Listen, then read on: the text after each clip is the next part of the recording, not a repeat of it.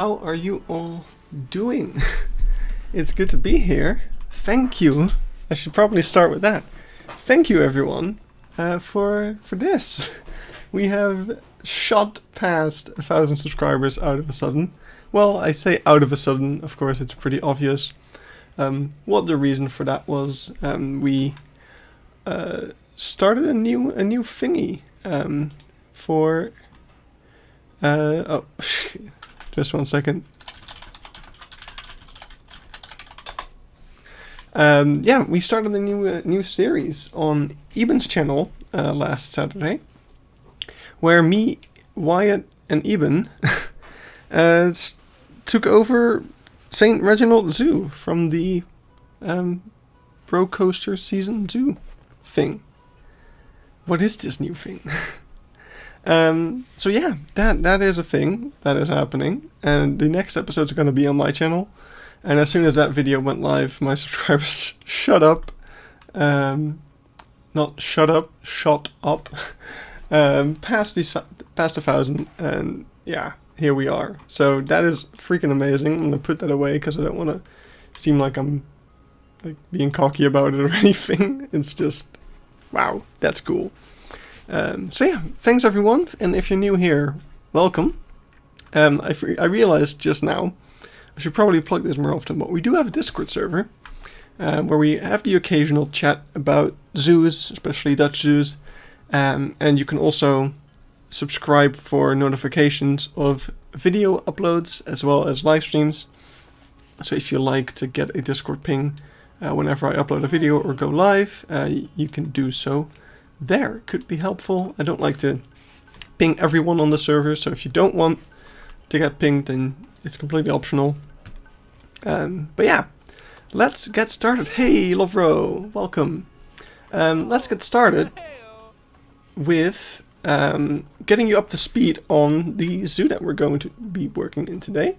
We are going back to, it's still called Dierhoven. I'm still not happy with the name. If anyone watching has a better name, congrats on 1K, thanks, and also hello there, Geert. Yeah, if anyone has a better name for this zoo, please help, because Dierhoven is fine, except for the fact that, like, okay, sure, I'm making a zoo in the Netherlands, in Eindhoven, that's the idea, but I want to make the zoo a bit more accessible for my audience. I want everything to be in English, and that kind of includes the name. I think it'd be weird to have a Dutch name if everything else is going to be in English. So need something a bit more creative. Anyway, here we are in where the zoo left off before I started working on what we are going to be working on today. So here we have Madidi, or bootleg Madidi. I wanted to call it Mabibi, but apparently that is a place in South Africa, not South America, so maybe as to not confuse people, we shouldn't call it Mabibi. But yeah, of course, last time we made this awesome spectacled caiman habitat, and off camera I finished this little boat thing, which is like Warande Zoo. Oh my god. Wait, Geert, do you know Oosterhout? Or are you just looking it up now? That's not bad. I think I might be looking at something like that. Wait, is Warande also something from Eindhoven? Because I didn't even mention Oosterhout. Anyway, here we yeah, I had kind of the main shape of this here. Yeah, we have some coiled ropes. I had the main shape of this, but I finished it off. We're using the did we do that on stream already? Using the reindeer pieces for the boat, these little windows in here to look into the Galapagos habitat, these little fences out down here. I'm pretty happy with what this is looking like. Yeah, they're gonna have an outdoor area, which I probably will make a little bit smaller. But yeah, that's future stuff. I don't feel like working on that at the moment. And then I made an otter habitat in between last stream and this one as well, which I wasn't super happy with. Oh, you had a Zoo Tycoon zoo called Warande Zoo, because there's a bus stop called Warande in Amersfoort in the neighborhood of the zoo. Wow. Yeah, that's funny, because Warande is also the name of the swimming pool I used to swim at as a kid. But yeah, here we have an otter habitat I built. I was pretty happy with it, like it still needs a lot of detailing, of course. I started using the throw rocks like this, not really happy with that necessarily. But I like the little creek. And yeah, the rest is still same as last time. So basically, what happened is, since the wetlands pack came out, I've been wanting to make a platypus habitat in here. No, it's not realistic for this zoo to have a platypus, but I kind of want this zoo to just be the whatever the hell I want zoo. I want to make this habitat, I want to make this thing inspired by XYZ Zoo. So yeah, when the aquatic, or not the aquatic, the wetlands pack came out, I wanted to make a platypus habitat. So, I sat on that idea for quite a while, and recently I've been visiting a whole bunch of zoos. When I was at Ouwehands Zoo, I saw this they have this little underground aquarium area where you go from the Africa area into this little aquarium. XYZ Zoo. Oh no.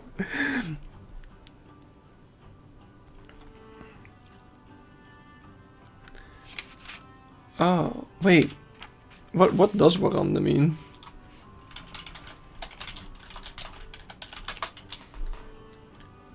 Oh, it's like a hunting grounds.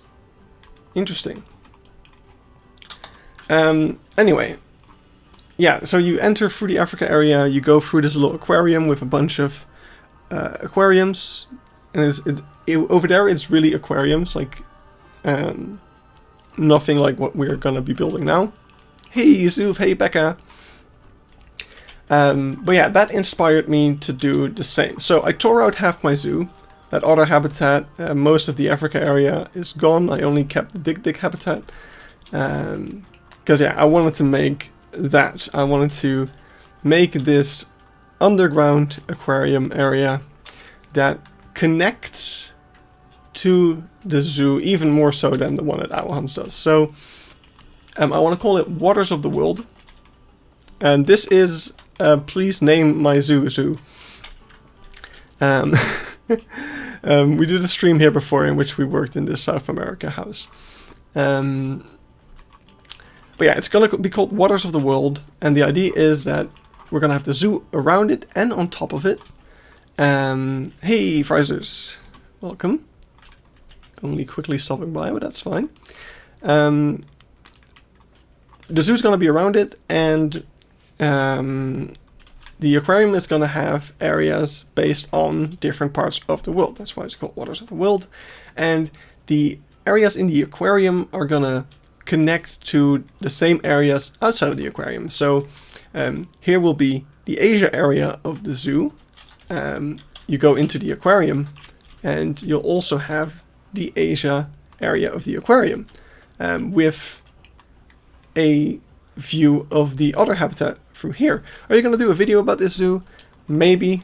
So far I've just been doing it on streams, and by streams I mean 2 streams. This one being the second.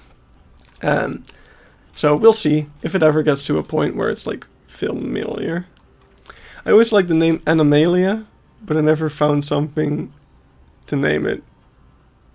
It does sound like something that does shoot. That does sound pretty decent. We're getting somewhere. But yeah, so we got the Asia area. Here's a little area about mangroves, and the cool thing about mangroves is they are native to Asia, Australia, and South America. So this mangroves area connects to the Asia, Australia, and South America area. But the main route is not into the South America area, it's this way. So we're going to go through the Great Barrier Reef. So we're going to have a bunch of coral reef tanks here, or actually one big one actually.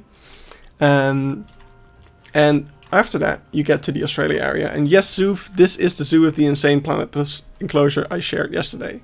And that's what we'll be working on today. I'm gonna show you guys what I did so far and how I did it. And after that, we're gonna continue working on it. Even though I don't know how much I feel like doing, because we're getting to the point where I only have the boring stuff left to do, and I don't know if I want to do that on a stream. I'm gonna put away this little piece of paper here. That's notes from the video I'm editing. So yeah, let's go over the platypus habitat that I've built. So here it is. Let's have a look at it from above. So I read the husbandry manual with for the platypus, and there's actually a really in-depth one provided by I don't know who, and it mentions a couple of things that I took into account for this build. So first of all, having two separate pools, so that the two platypus I have each have their own pond to swim in if they want to. So if they want to be left alone, they have their own pond to do so in. Have little beaches where they can spend their time on. And also this beach connects to their little nesting burrow area thing. So there is actually a burrow in here and they can actually use it, but we are implying that they go into this thing. And this is also something that I based on a reference. Let me actually look up platypus nesting box zoo chat. Adding zoo chat to your things. Oh wait, maybe that's not actually how I did it. Here it is. Yeah, I found this reference over here. Oh crap.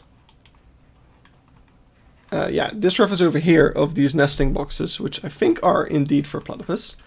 So that's kind of what I recreated over here. So it's important that your tunnels also are able to be open and closed, so that you can clean them and whatever. And there's these little hatches so you can open and close the tunnels. I guess right now they would theoretically actually be closed, which doesn't make a lot of sense. I should probably change that. And yeah, then we have these boxes which can also be opened using these hinges to have a look inside. But I went another step further beyond because, and it looks like, damn it, it moved again. My burrow keeps moving. Wait, actually, no, I don't think it has actually. Never mind. Yeah, it's fine actually. So, well, now I kind of spoiled it. I decorated the burrow to look like the inside of that nesting box. So when the platypus goes inside, it will actually come out of its tube over here, and yeah, it'll be in its nesting box. So I don't know where my platypus are. Congratulations with the 1K, well deserved. Thank you. I think both of my platypus are gonna be in here at the moment. No? Where are they? Tiny boys. Oh, they're actually both in the nesting box. Okay, wait, I'm gonna box them up and release them. See if we can see them use it. That crisp 4K burrow cam footage. I mean, isn't that exactly what it would look like though? Oh yeah, by the way, this second pond over here is actually a little trick that you can do. Thanks to this pond over here, the platypus have a lot more deep water area than they otherwise would have had. Because these two little ponds over here is not enough for them to deep dive. But thanks to this pond, they do have enough. And they will even deep dive in these smaller ponds over here. So that is really freaking sweet. I'm just gonna see if this one decides to show us that he does do that. Or is he just gonna be a butt? Are you gonna be an ultra butt and go back to the other pond? Yes, he is. Don't do that, please. You guys were doing it yesterday. You're gonna do it today, damn it. Come on. Show me.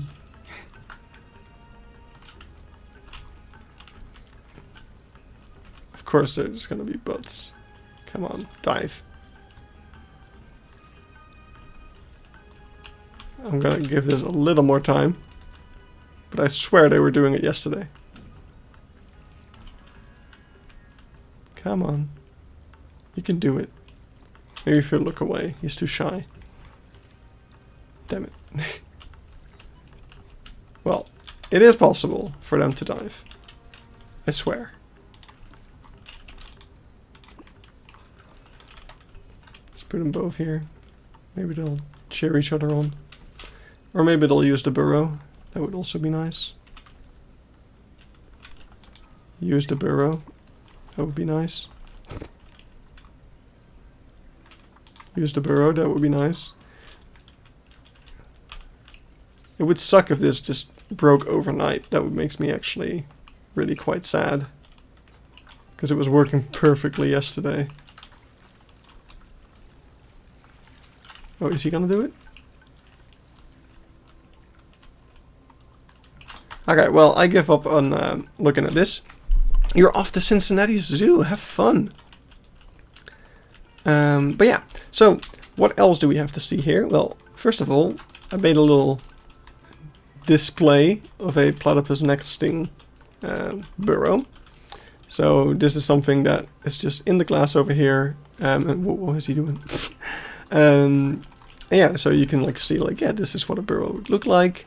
And it's actually underneath their little island over here, which I think is pretty fun. It's not something they can go inside of, but it's just there as a display for guests. You see that pretty often. And then over here we have the big boy. This has gotten quite a bit of attention. We have a sign, a big sign that shows different things of the platypus, and of course we had to do that using the song from Phineas and Ferb. But, you know, the zoo wouldn't be able to just take a licensed song like that and put it on a sign. No, they would have to... This is the Don't Sue Me version. So, all the little references to the platypus being a secret agent has been replaced by more informational facts. So, instead of action, we have Down Under. Instead of who never flinched from a fray, I'm not exactly sure what the lyric is. We have who makes burrows underground. Instead of he's got more than just mad skill, we have their mothers sweat out its milk. And yeah, instead of the woman swooning, we have everyone cheering whenever they hear him call. And you have a little button that you can press that would make the sound. I actually put this little thing in here. I don't know if you can... Okay, that is very limited. I don't know why they don't just make you link it to any animal.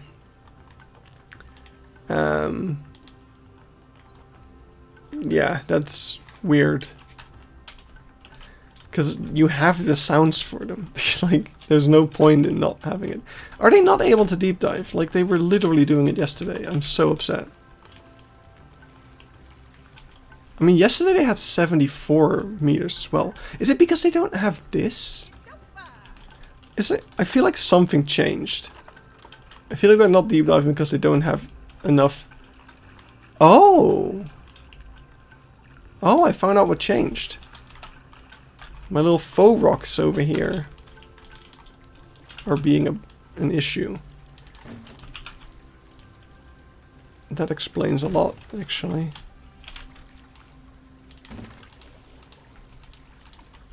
Let's see, I want to get this one.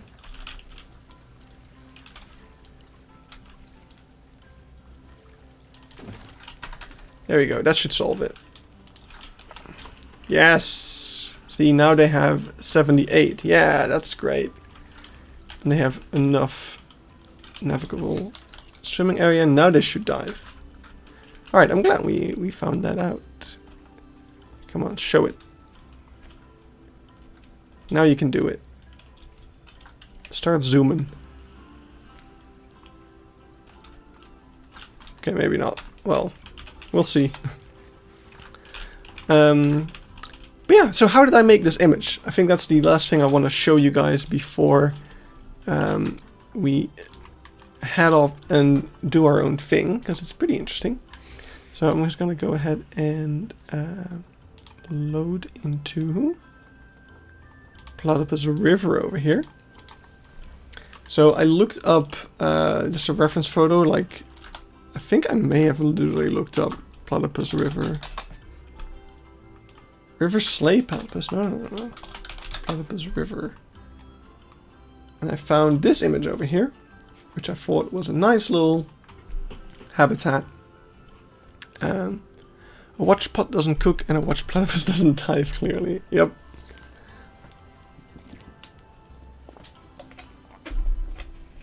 So, over here, we have the area I made that little screenshot. So, over here we have the river, we have the little burrow, which is not this burrow. This is just a fake burrow I built. And yeah, how did I take that screenshot? Well, as you can already see, if you compare the picture to the thing, and now I just need to find the folder. Here it is.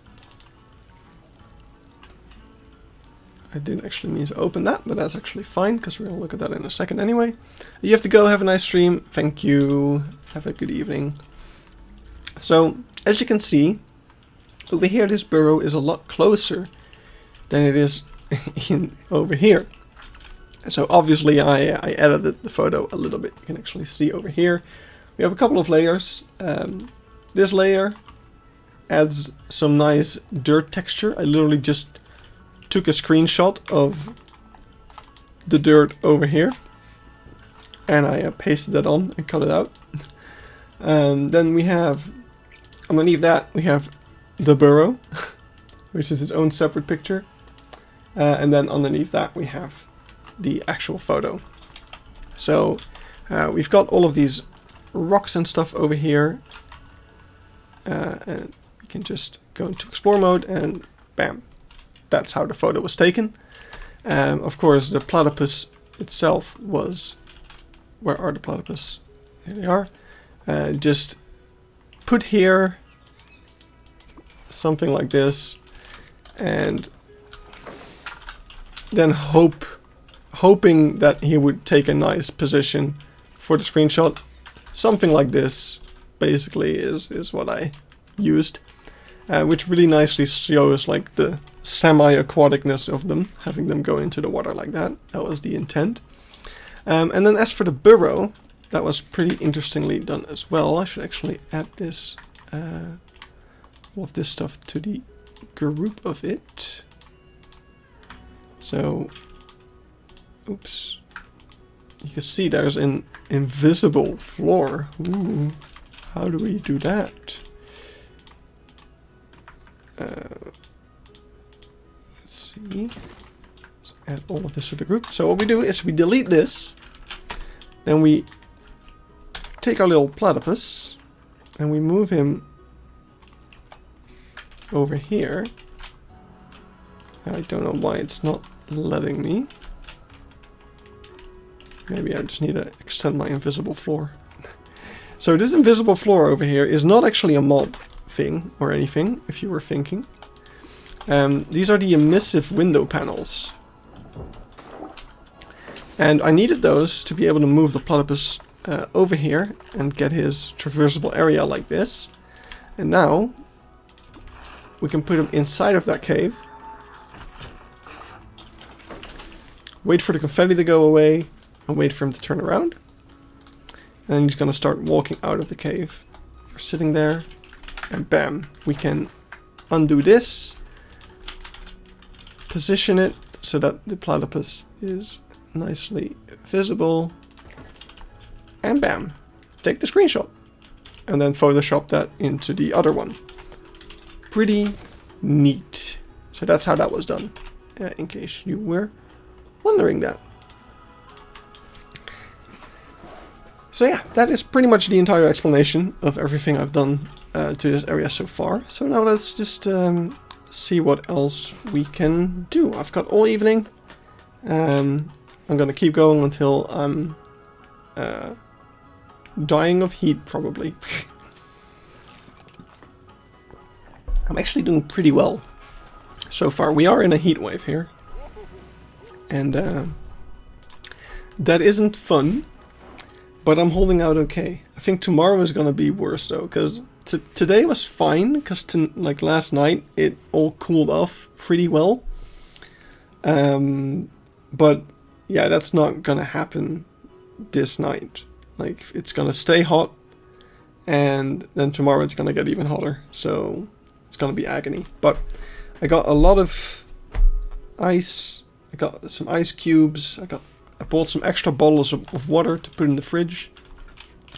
All right, now dive, dive, dive. I swear to God, if they don't dive, I'm gonna... Oh, oh, oh, oh. Okay, at least we get to show this. Platycam time. So, they just went into the burrow. Now if we go to Platycam... Of course it's not gonna do it. Ah, I ruined it. Okay, so there is a chance it doesn't work, which is when the platypus decides to sit to the sides. Like, I think it's over here somewhere right now. Can't actually tell where it went. Where'd he go? I don't even know where he went. Yeah, it only the tube over here only works if they lie down in the center, which they usually do in my experience. But yeah, sometimes they go off to the side like that, and then they don't walk straight out the thing. Oh, it just went straight back out. That's interesting as well. And yeah, I don't know why they don't seem to be diving, so we'll just ignore that for now. So, I don't like this bench. It obstructs... I mean, that's actually kind of nice that it obstructs the view a bit, so maybe we should just keep that. So yeah, there's a few things I want to do in here. Starting with covering up all of this bamboo, because I'm not a fan of it. If it would have been recolorable, that would have been nice, but it isn't, so I don't like it. So I'm gonna get some painted beam from the Africa pack. We're gonna put those on top.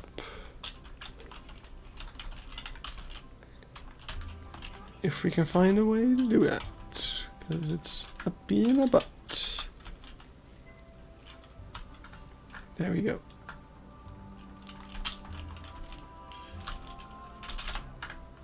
Hello? Where'd my log go? And yeah, it is super warm here as well. But tomorrow's gonna be worse, so I'm trying not to complain about. My feet are actually... I don't want to tempt fate or anything, but my feet are kind of chilly right now. I'm not complaining. I'm just stating a thing that is a thing. Was that a mosquito on my leg? I swear to God.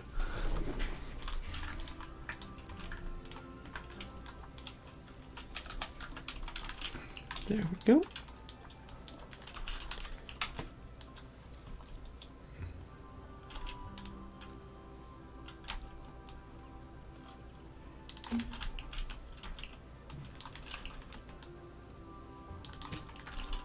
Alright, let's see if we can get a color that is somewhat similar. Hello? Somewhat similar to these logs, which are pretty bright. Something like this. And then we'll get something like that. I think that looks pretty good. So we'll use that for all of these.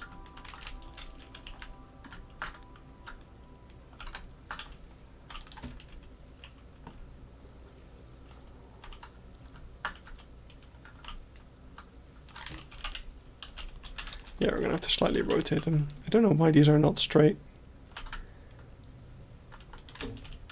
I'm not sure what isn't straight, my logs or my bamboo.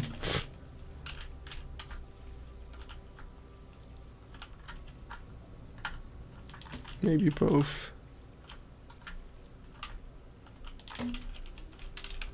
Okay. So these... Yeah, these areas are extra tough. Because I think, yeah, we have 2 bamboos. Because this isn't a perfect half circle. It's actually slightly more than half. So we have... Oh, okay, this isn't... yeah, we have double the beams in some places because of that.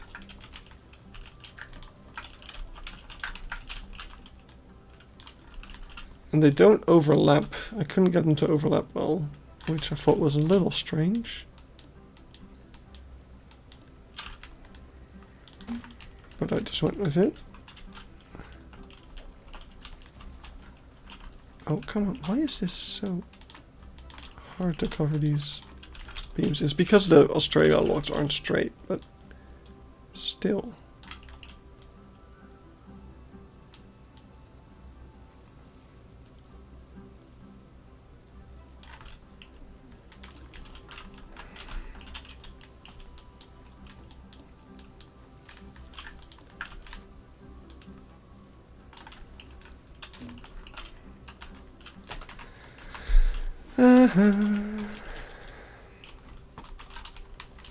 Alright, and then these final ones. We could use the same logs. That's probably the best, just for consistency's sake.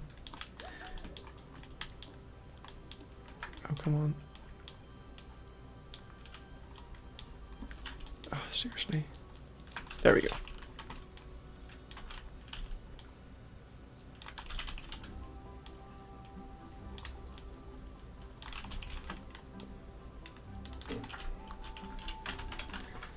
There we go. Oh, I can still see some bamboo. Hey, congrats on the 1,000 subs. Thank you, Romano.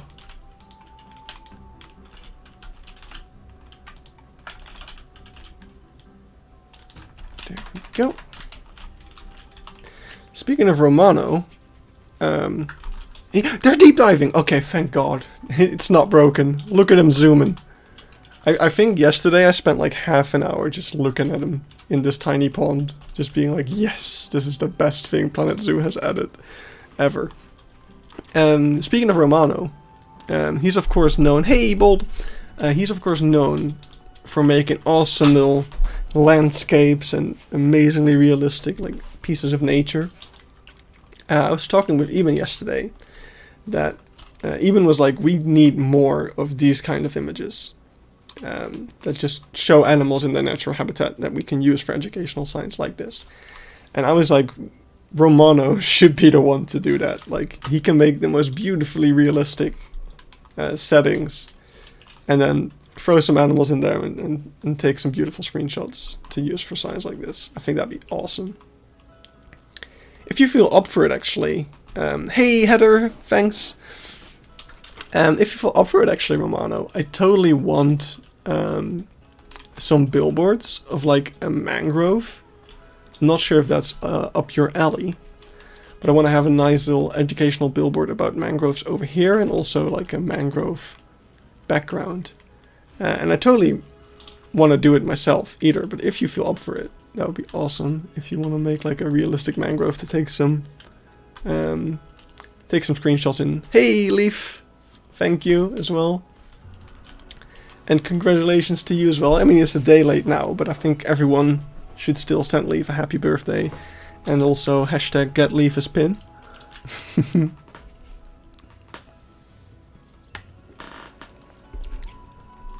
Because yeah, it was Leaf's birthday yesterday. And if you haven't seen Nicholas Lionrider's video about the pin, Sherman, got lots of time the next 2 weeks. Awesome, awesome. Can't wait to see what you do. So yeah, there's one thing I want to do, but I don't know if I want to do that here on the stream, because it's not really Planet Zoo stuff, it's Billboard stuff. But I want to change this sign a little bit. I want to get rid of these little circles. And what I want to do instead is move the sign up. So I'm going to take these 3 things. Move the sign up a bit. Oh wait, I didn't get the button. Oh crap. Can I select that? Nope.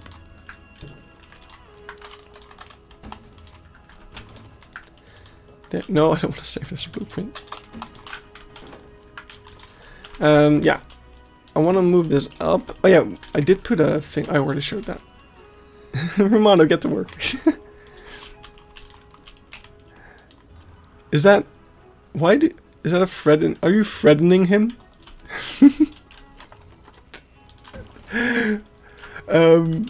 What I want to do instead of those little things is create like a thing underneath. So if we were to take this billboard, I think that would be probably the best way to do it. Instead of having a bunch of different billboards, just using the bottom of a billboard like this. Although, if we use a bunch of different billboards, we can make like a cool shape. Let me think about that. But what I want to do is... No, there was no whip emoji. Mr. Eben didn't want to turn on his computer to make sure his house stays nice and cool. And I'm just suffering because I can't live without it. And I was editing a video for you guys, so... The hat on the side, yeah, that's... I couldn't resist. It's got a little hook and everything. I should probably lean more on that hook, actually. Oh, actually, no, the hook is pretty tall. So that's fine.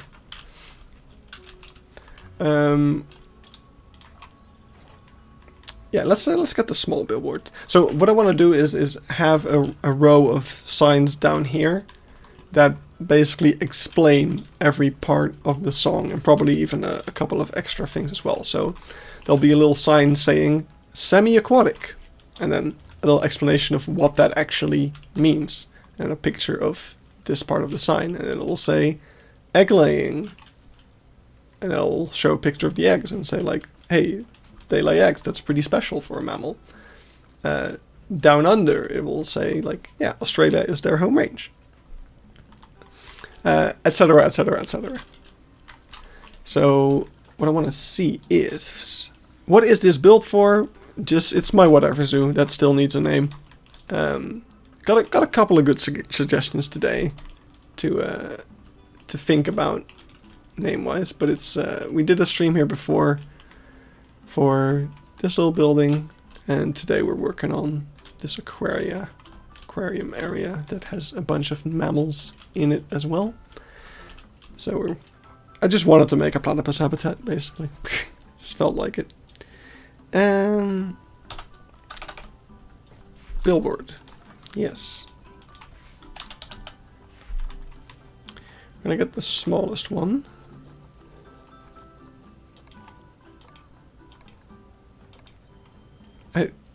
There is no logic to this. It's literally... Wait, is it ordered? Oh. Oh. It's stupid, but it makes sense. It makes sense in a stupid way. So, it's ordered... It's ordered, so it's 0.0, 1, but actually 16, 3, but actually 32, 4. So you would want 4 to be in front of 16, which is why you would normally name it 04. But yeah, Frontier didn't do that, so that's why 8 and 4 are behind 16 and 32. Ugh. See, this is why it's good to have very good name conventions for all your stuff.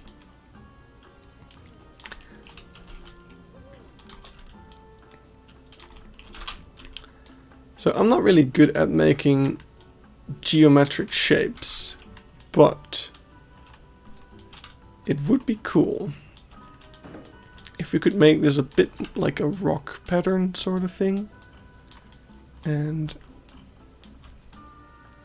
have a bunch of signs just kind of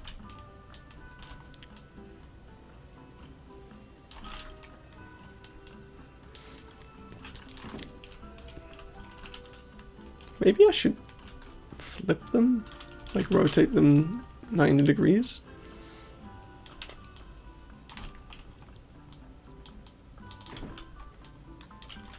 Let's see, I don't know how many of these signs I want, which is maybe a good thing to think about. But something like this, and then like a geometric-y rock shape type of thing. It's not my fault I got the biggest one when I wanted the smallest one, okay, even. It's Frontier's fault. So let's see, we need 1, 2, 3, 4, 5, 6, 7, 8, 9, 10, 1, 2, 3, 4, 5, 6. I just sneeze so hard at make your guitars echo. Oh my god, I'm dying right now. It's 35 in the UK. It's like 33 here. It's gonna be 38 tomorrow. Yep. Hello, Harry. But yeah, so we have 6. I want 10. I think what I'm gonna do is split all of them in half, and then we have 2 extra ones. So that we can either make some of these larger, and by some I mean 2, or we can add 2 extra things, and I kind of want to add one for the venomous spike, and I think there was another platypus fact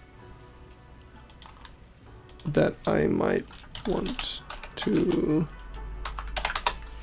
include. Let's see. Oh, this is cool. Yeah, we should probably make one for that. So yeah, that would be the, although this can be implemented into the part about the bill. So let's see, is the memorial plaque smaller? It is about the same, right?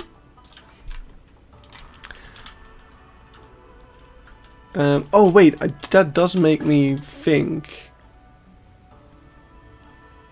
This one, I do want to use the memorial plaque, I think, because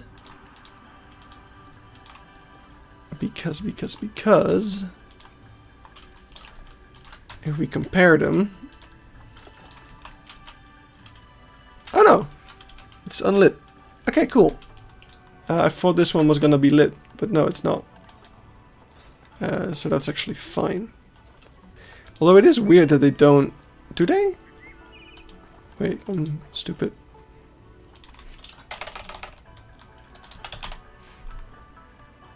Yeah, they don't have a lit version for this one, which is kind of equally weird when you think about it. But yeah, so that's fine. We can use them.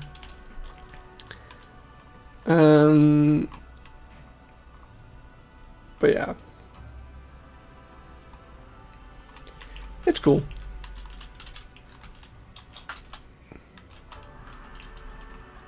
So let's see if we can make a cool shape out of this then.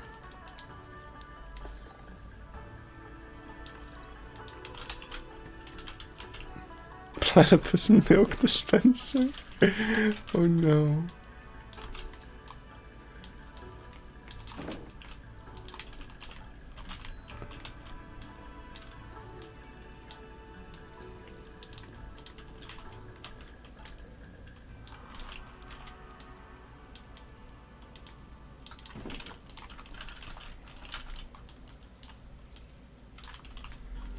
Would there be platypus farms? How would you get the milk? Like, you would have to.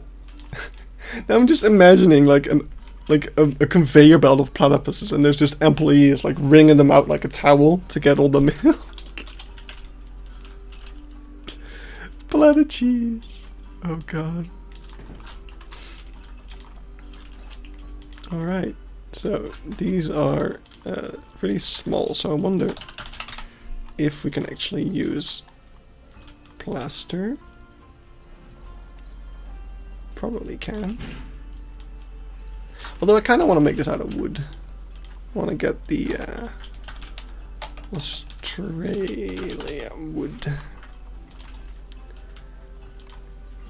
Which works really well. Wow, Gorman, straight to animal tour. How would you get the milk out of the platypus? What do you propose?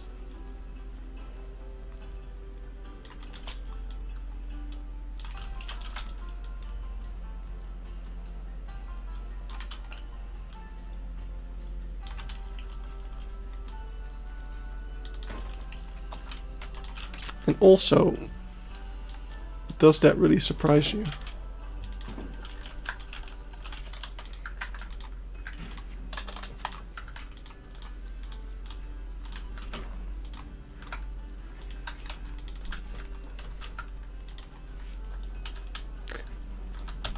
Also, of course, everyone here is great animal knowing people. Does anyone here know how to make what the verhouding? Crap, what's the word for that? No, not relationship. Why does it think I mean Afrikaans? I need a synonym, please. Context reverso. Okay, we'll get no, never mind. How much dirt do you need to add to elephant poop to make good compost? Let me just be upfront there.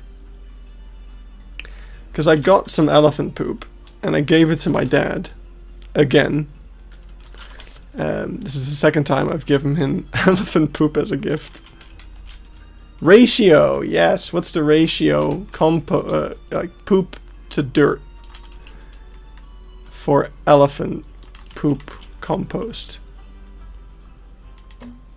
I am the poo paper person, but that's not poo compost. Completely different thing.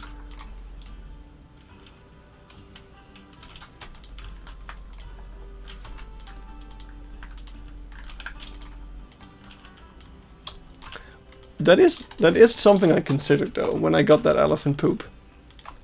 I kind of considered boiling, mashing, putting it in a stew, and making it into some elephant paper, poo-poo paper.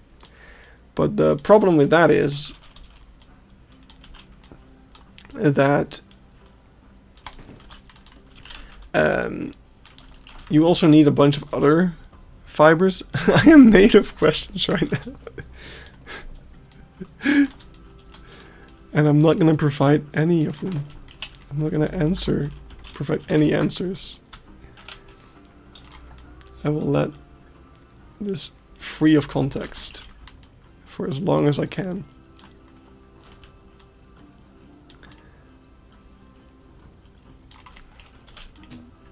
Actually, should probably use this. No, I got some elephant poo at the zoo the other day. That's pretty much it.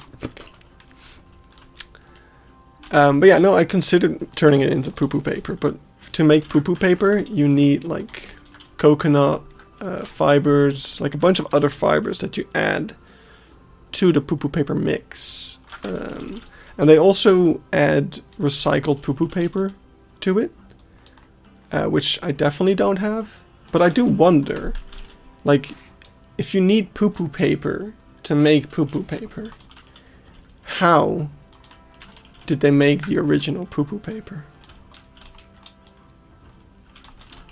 These are the real shower faults. 1 part dung, 4 parts soil. Oh, shit, nice.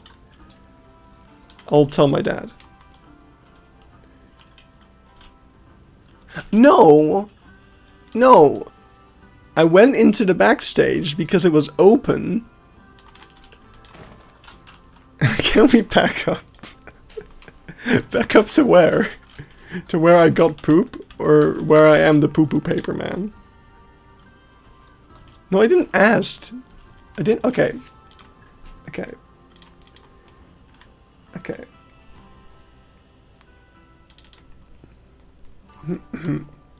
Let's see.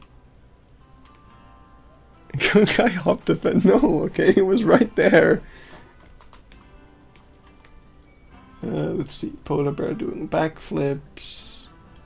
What else we got?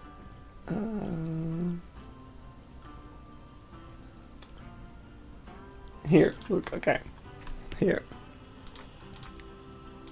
They opened up the backstage because it was an open day. Okay. You go inside of the backstage and there's a crate of poo. The employees later on, bunch of stuff. Look at all the backstage. How much fun. More backstage. More poop. Let's see. Went for round 2. Should be. I think I recorded it. Let's see if I can find it.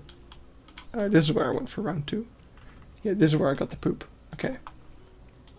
So, the employees is wearing gloves, putting poop into the bags, and asking people if they want poop. And there was a lady who was like, no. And I'm standing next to it. I'm like, yeah, I mean, why not? So I just put the poop in my bag, and I went home, and then forgot about it. And then I opened my bag, and there was poop. And I was like, oh yeah. So yeah. Well, I didn't carry it around for the rest of the day, because I went home immediately to record a video with Eben. I was only at the zoo for like 2 hours. I'm expecting all of this for St. Reginald's Zoo. Yeah, probably. Probably gonna use some of that.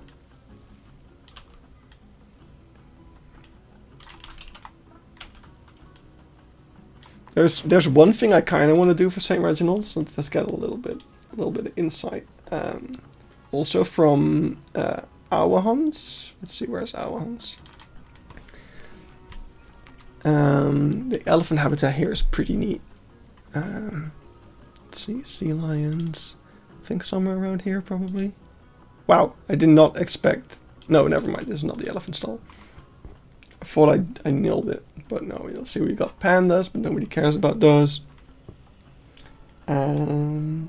Somewhere after the pandas. Oh, this is where I got bitten. No, I didn't get bit. I got pecked by a humboldt penguin. I got a little too close. Is this it? It's bear. Yeah, here it is. Okay. This is really cool. Let's see. Elephant. This is what I want to make for St. Reginald's. So they've got a thing, right?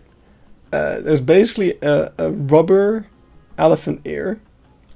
And when you wave it, you wave the elephant ear around. And then you see on that, there's like an elephant.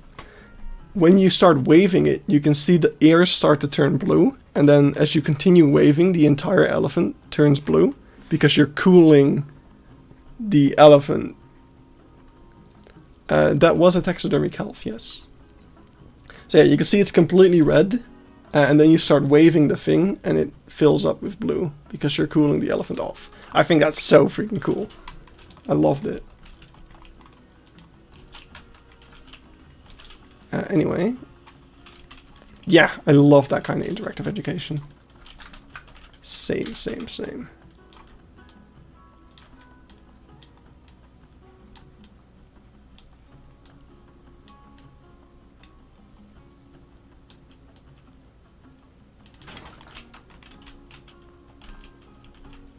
I'm actually not quite happy with that.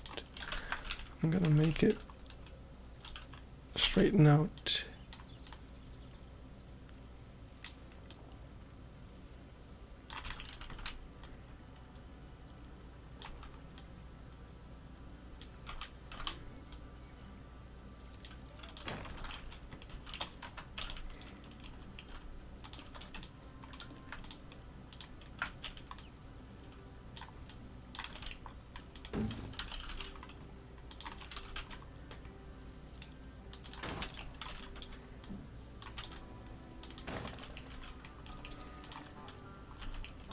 I think I want it slightly further from the wall, actually.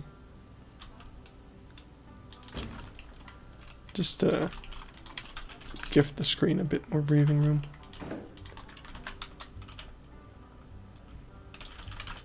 And flip it.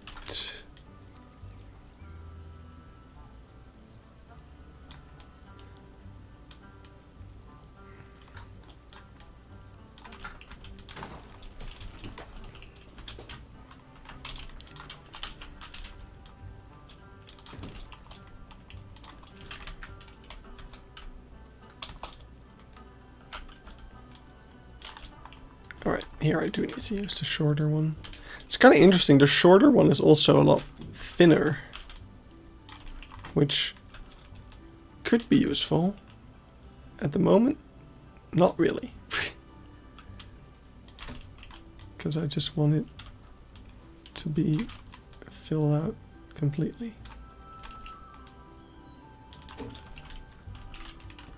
Oh, this is actually perfect. Because now we also have the space for this thing, because I want to move this thing over to down here as well.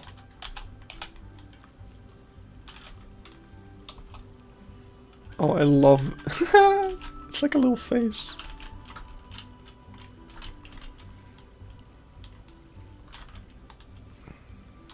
I actually like that a lot better than what we had.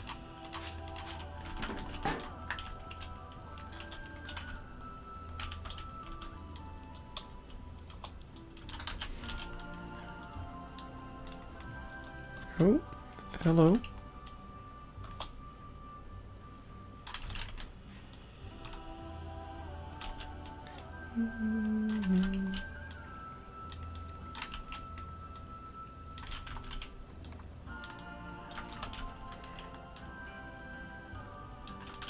By the way, if you like interactive education like that, you're gonna love this one.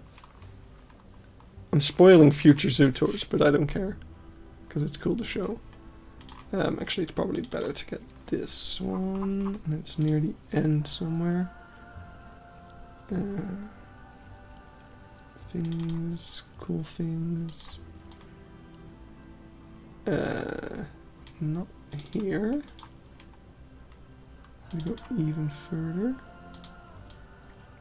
Or is this? Oh wait, no. This is when I did my second lap.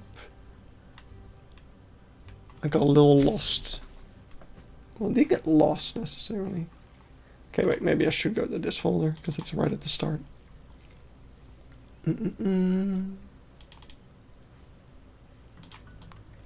Okay, so this is really freaking funny. So here's the butt couch, basically. You should do a challenge where you just ask random zoo stuff for poo and see what kind of poo you get. Oh my god, my poop collection. I don't think they're allowed to just hand out random poop. I think either they're not allowed, or they think they're not allowed, like they don't want to get in trouble for handing out random pieces of poop. So I don't think you would get that much poop, to be honest. But yeah, this is the butt couch. So it's about the gelada. And it's like, which of these butts is a gelada butt? And I was sitting here like wondering how to answer, like trying to press the button. But then I realized to answer the question, oh wait, now I spoiled it.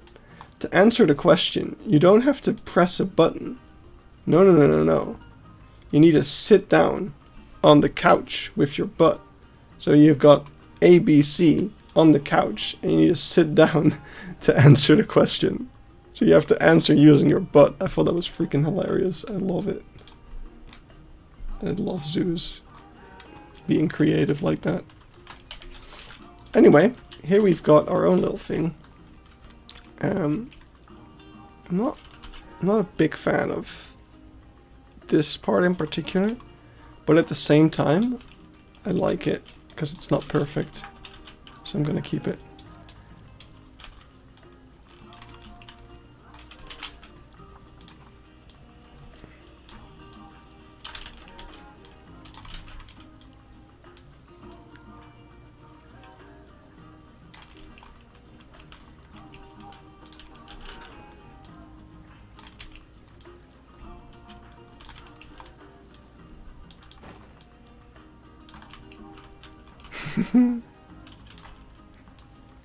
Yeah, of course, Leaf likes the butt-themed education thing. Man of culture.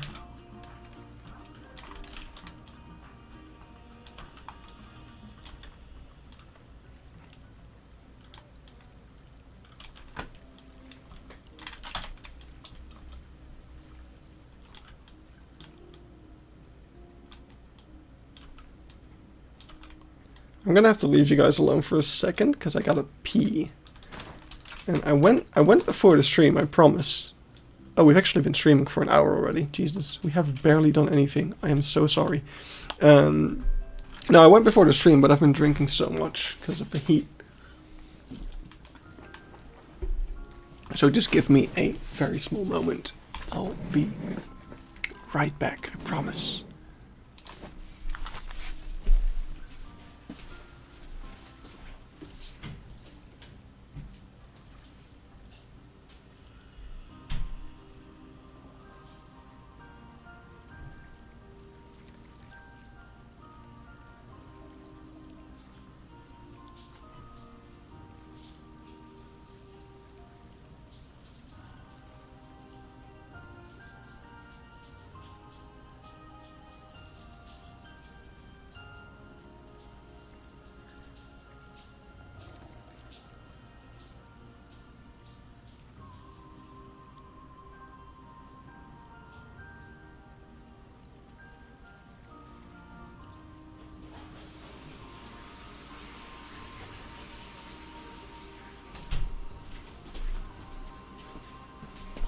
Alright, I am back.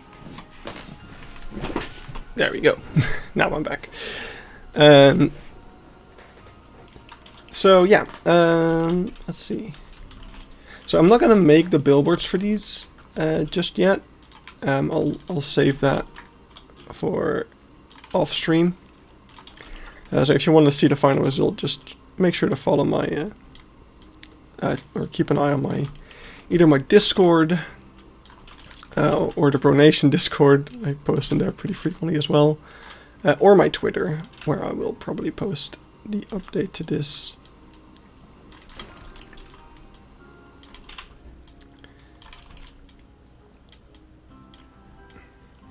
So do we close these off, or do we just do it like I'm doing now? I think both would work pretty nicely. I guess there does need to be somewhere for... Oh no, actually these aren't screens. There doesn't need to be any cabling under it. Hey Nix, how are you doing today?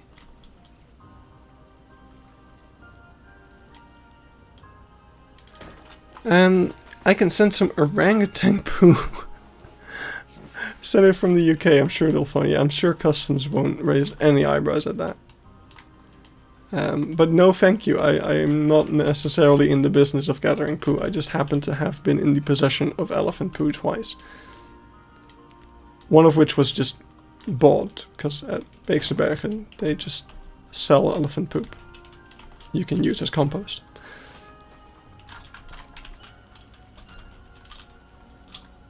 Oh.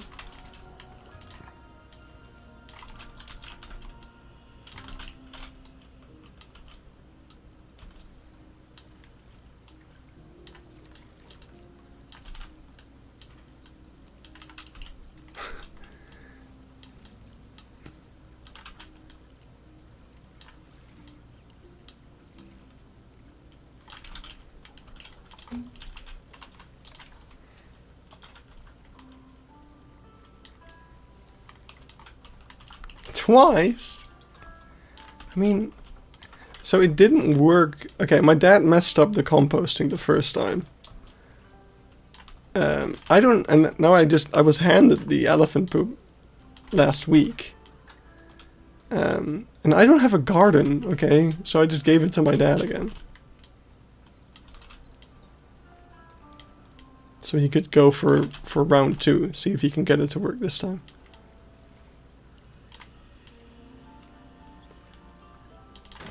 So I'll tell him what Harry said about, what was it again? I should probably write that down.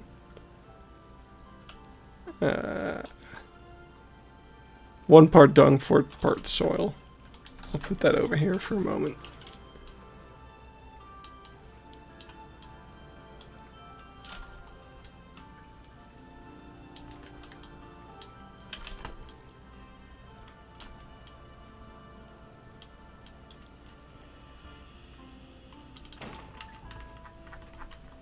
Hey, Madidi. Good to see you.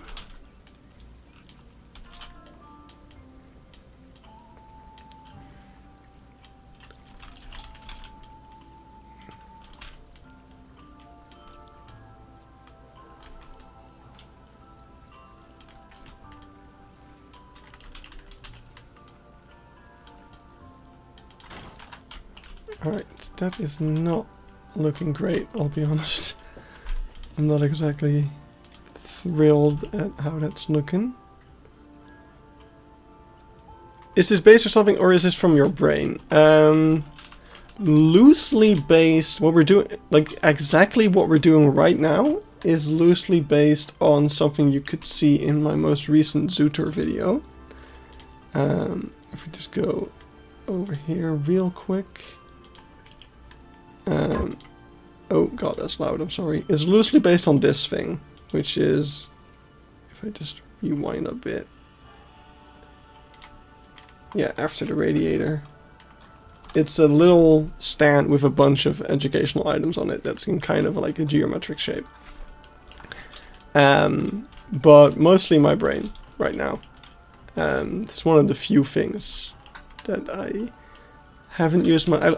For the habitat itself, I took a little bit of reference from San Diego Zoo, which is like one of the only platypus habitats.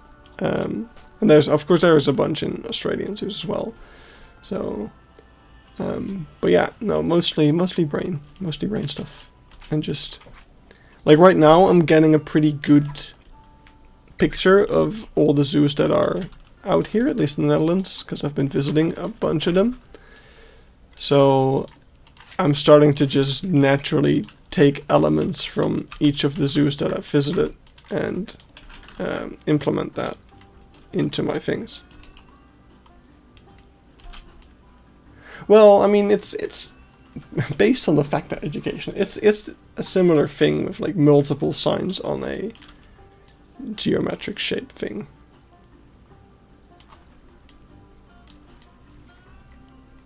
Okay, this doesn't work. That's too big. That's too big. I know that everything's gonna be too big for this, but I just wanna... Could actually...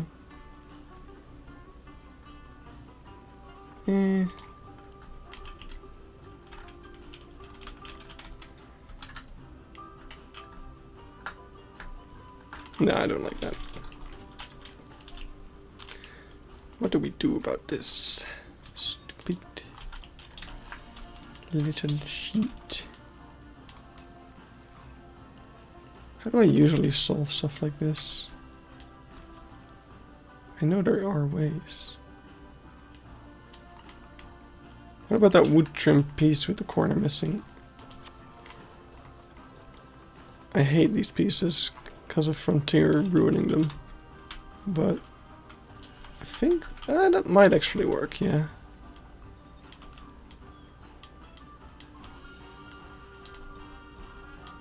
Why? I feel like I constantly forget to remove this song from my playlist. I don't like it. I mean, there is worse ones, but yeah, no, it doesn't work. Guess we'll just use the... I'm gonna follow Leader's video from today. And we're just gonna... we're just gonna take the plant pot thing. And just use it as wood. I mean, that's so much stuff, though. Like, this would take a lot to fill out this entire thing. Excuse me. This song is great. Well, I mean, you also think koalas are cool, so...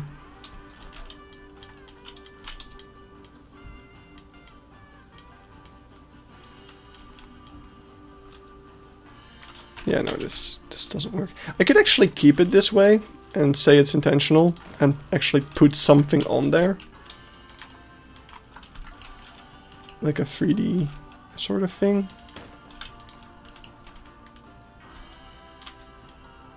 We'll just do that. We'll say it's intentional. It's a feature, not a bug. Don't know what I'm gonna put there, but we'll think of something. I don't know yet. What's a platypus themed thing? And that's why you can't guess put in koala zoo. Sure, buddy.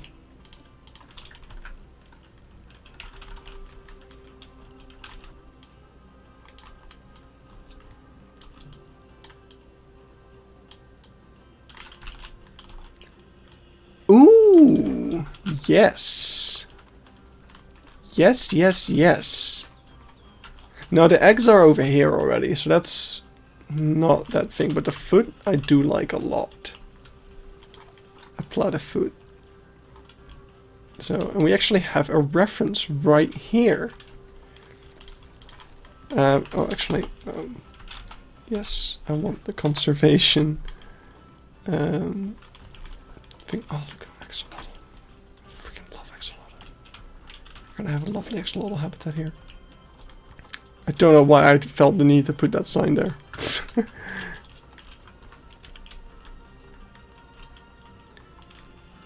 Alright, so...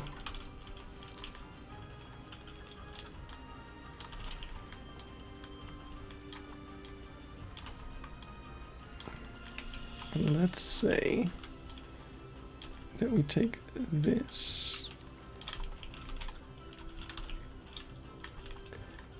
and actually I'm gonna put it over here real quick. We're gonna go in group.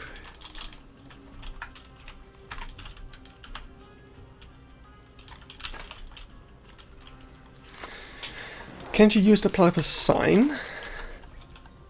I mean,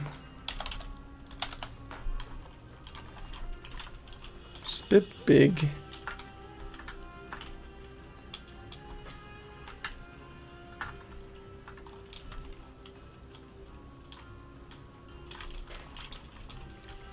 But technically, yes.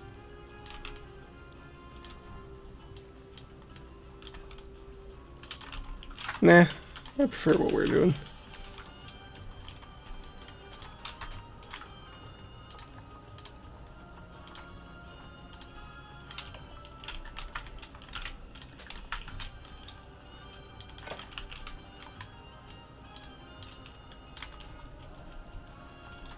Hey, you.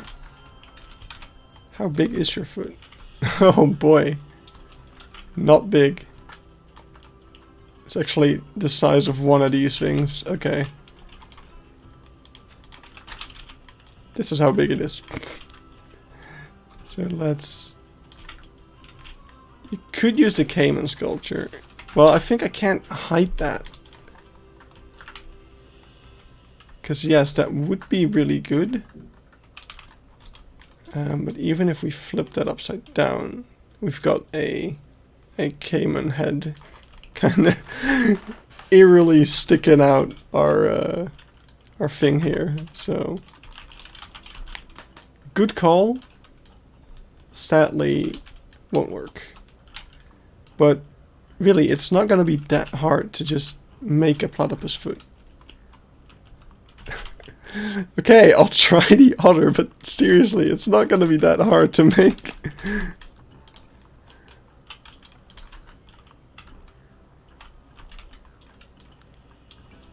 Like, I mean, I would have to put it upside down, which kind of ruins it. I love this song so much.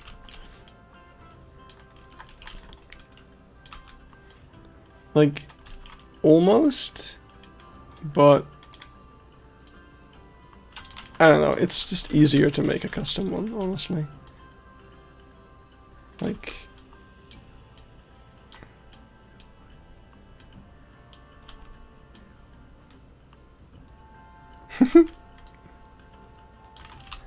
I mean, it's not necessarily just laziness. It's like, it is a bit more efficient.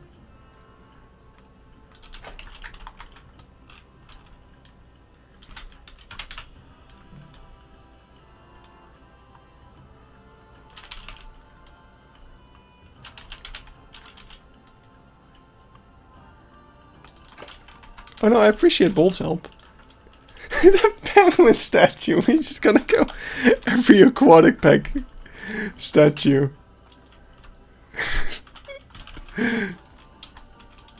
Oh, that one is actually kind of decent, not gonna lie. That one is really good. It's definitely the best one so far. But still, it's a little big. And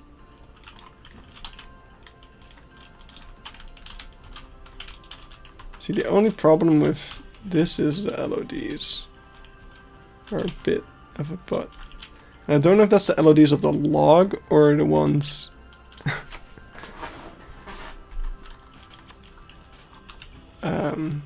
I don't know if that's because of the log or because of the thing.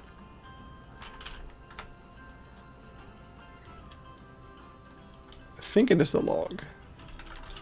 So I'm gonna put this over here. Make that... Yeah, let's like this. Let's try to blend it in at least somewhat.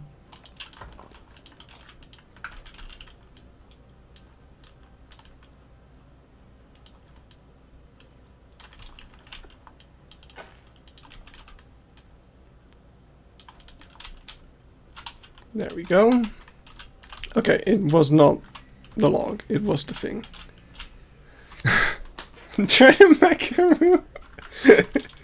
Yes. The macaroo.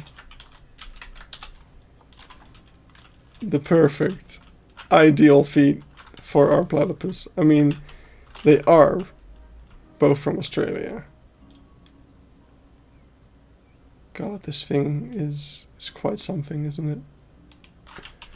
Truly one of the props ever made. Anyway, that's a bummer that it does that, because that kind of ruins it. I think I'm actually better off using font pieces, to be honest.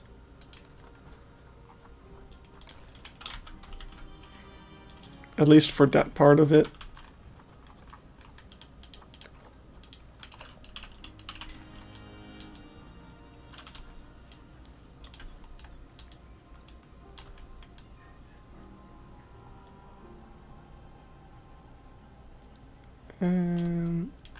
Wait. I should actually...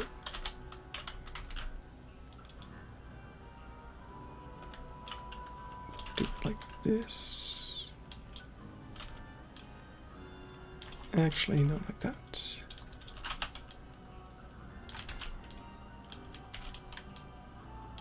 Wait, what am I doing? It's always a bit of a puzzle. What shape am I trying to make here? And how will this font piece get me there?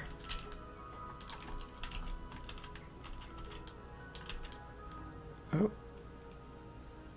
I should have stayed on relative.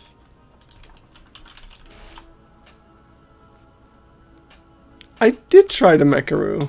I looked at it.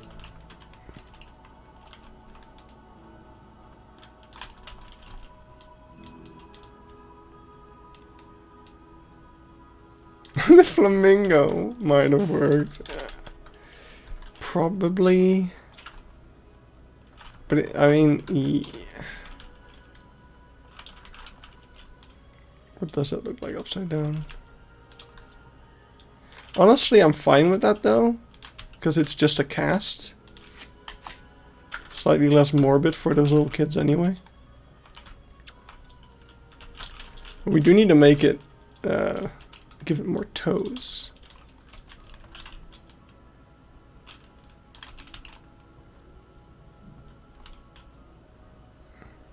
Yeah, that's what I was gonna do, Bolt. But honestly, the flamingo statue is actually a really good suggestion.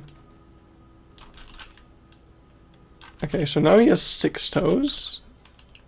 That is too many toes. Let's see. What's the best way to make it 5 toes? Because right now...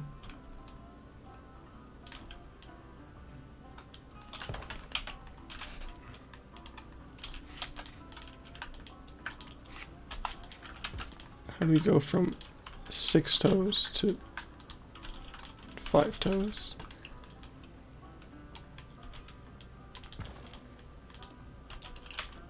So the problem is, if we do it like this,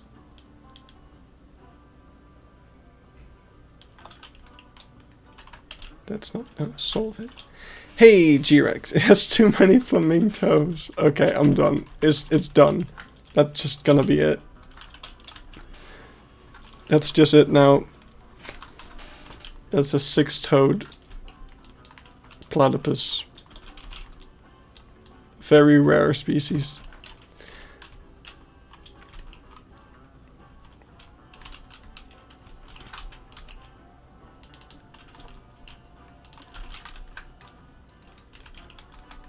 You're building for your favorite?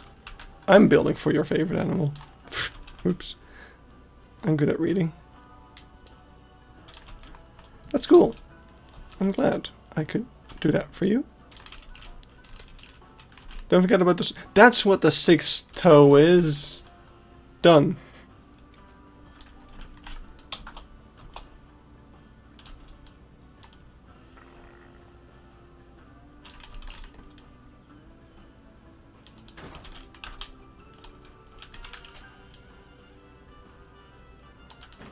Where is that spur actually?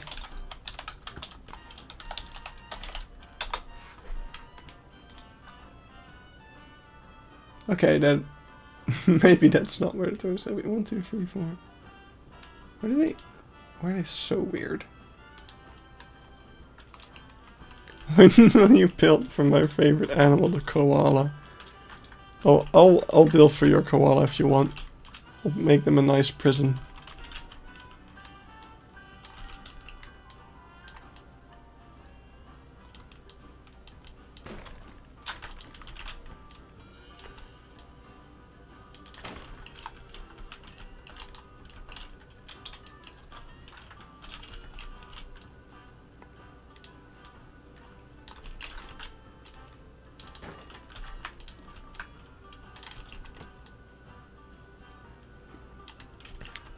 Explain your koala hatred. I would need to find... So... it's just a bit of a meme. Like, there's this copy pasta thing about why koalas are the worst animal. Wait, when did I... Crap. And I just think it's so freaking funny. Let me see. I think... I could find it. Wait. Because my girlfriend sent it when I was talking about how you're a traitor. Koala... Here, okay. That's so freaking long. Koalas are fucking horrible animals. They have one of the smallest brain-to-body ratios of any mammal. Additionally, their brains are smooth. A brain is full to increase the surface area of neurons. If you present a koala with leaves plucked from a branch, laid flat on the surface, the koala will not recognize it as food. They are too thick to adapt to their feeding behavior to cope with change. In a room full of potential food, they can literally starve to death. This is not the token of an animal that is winning at life. Speaking of stupidity and food, one of the likely reasons for their primitive brains is the fact that additionally to being poisonous, eucalyptus leaves, the only thing they eat, have almost no nutritional value. They can't afford the extra energy to think. They sleep more than 80% of their fucking lives. When they are awake, all they do is eat shit and occasionally scream like fucking Satan. Because eucalyptus leaf holds so little nutritional value, koalas have to ferment the leaves in their guts for days on end. Unlike their brains, they have the largest hindgut to body ratio of any mammal. Many herbivorous mammals have adaptations to cope with harsh plant life taking its toll on their teeth. Rodents, for instance, have teeth that never stop growing. Some animals only have teeth on their lower jaw, grinding plant matter on bony plates in the top of their mouths. Others have enlarged molars that distribute the wear and tear plant matter more efficiently. Koalas are no exception. When their teeth erode down to nothing, they simply resolve the situation by starving to death, because they are fucking terrible animals. Being mammals, koalas raise their joeys on milk, admittedly one of the lowest milk yields to body ratio. There's a trend here. When the young joey needs to transition from rich, nutritious, nourishing substance like milk to eucalyptus, a plant that seem to be making it abundantly clear that it does not want to be eaten, it finds it does not have the necessary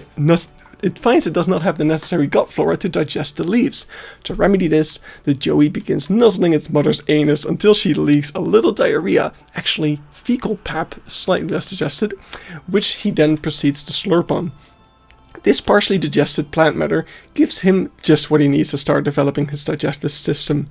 Of course, he may not even have needed to bother nuzzling his mother. She may have been suffering from incontinence. Why? Because koalas are riddled with chlamydia.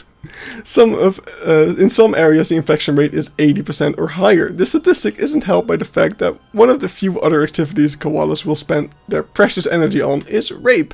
Despite being seasonal breeders, males seem to either not know or care and will simply overpower a female regardless of whether she's ovulating. If she fights back, he may drag them both out of the tree, which brings us full circle back to the brain. Koalas have a higher than average quantity of cerebrospinal fluid in their brains. This is to protect their brains from injury should they fall from a tree. An animal so thick it has its own little built-in special ed helmet. There you go.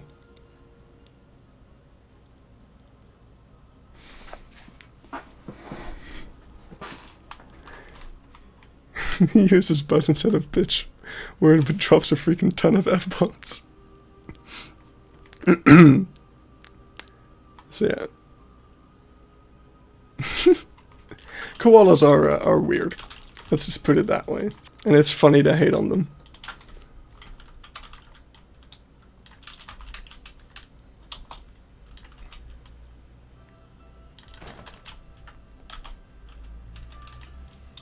And yes, I will avoid harsh language wherever possible, but I was reading a story, and the story is not the same without them.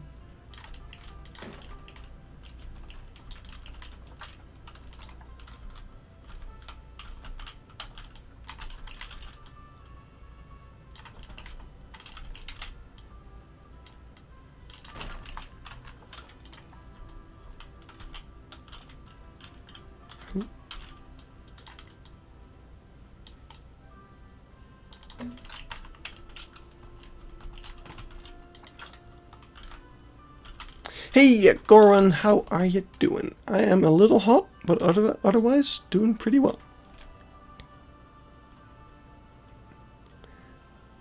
Yeah, no, pandas are next on my list. Like, I saw them this, like a week or two ago, and I was just like, yep. I guess I can say I have seen a panda now. One of them was eating, the other two were sleeping. One of them woke up and started eating. Amazing.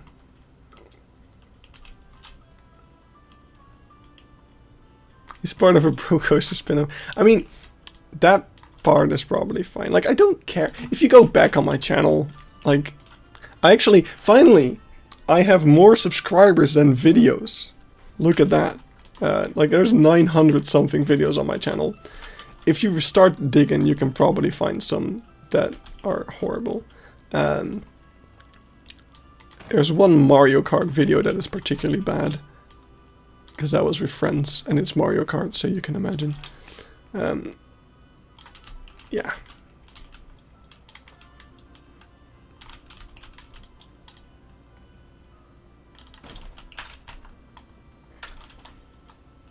Going to watch a stream while cooling off. Yeah, do that. It is not okay to be outside right now. Right, I quite like this. Maybe I would like to give the screens a little trim, but at the same time, I think it's actually good the way it is.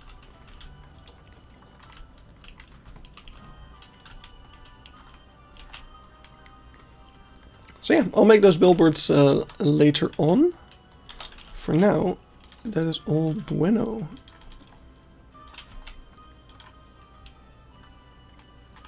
Let's make that, actually. Wait, do I still have that in my history? Nope. Let's make that this. This is one of the official colors of Australia. Oh, wow. Wait, is this made out of... Why is there several full stops in there? Of the small kind. And... Oh. This could be made so much more efficiently. Oh well. Oh, my phone just buzzed. That might be important. Let's see if it is. It is not. Okay. Somebody is asking a question, but not to me. What was I doing? Oh yeah, color. So this is the official green of Australia.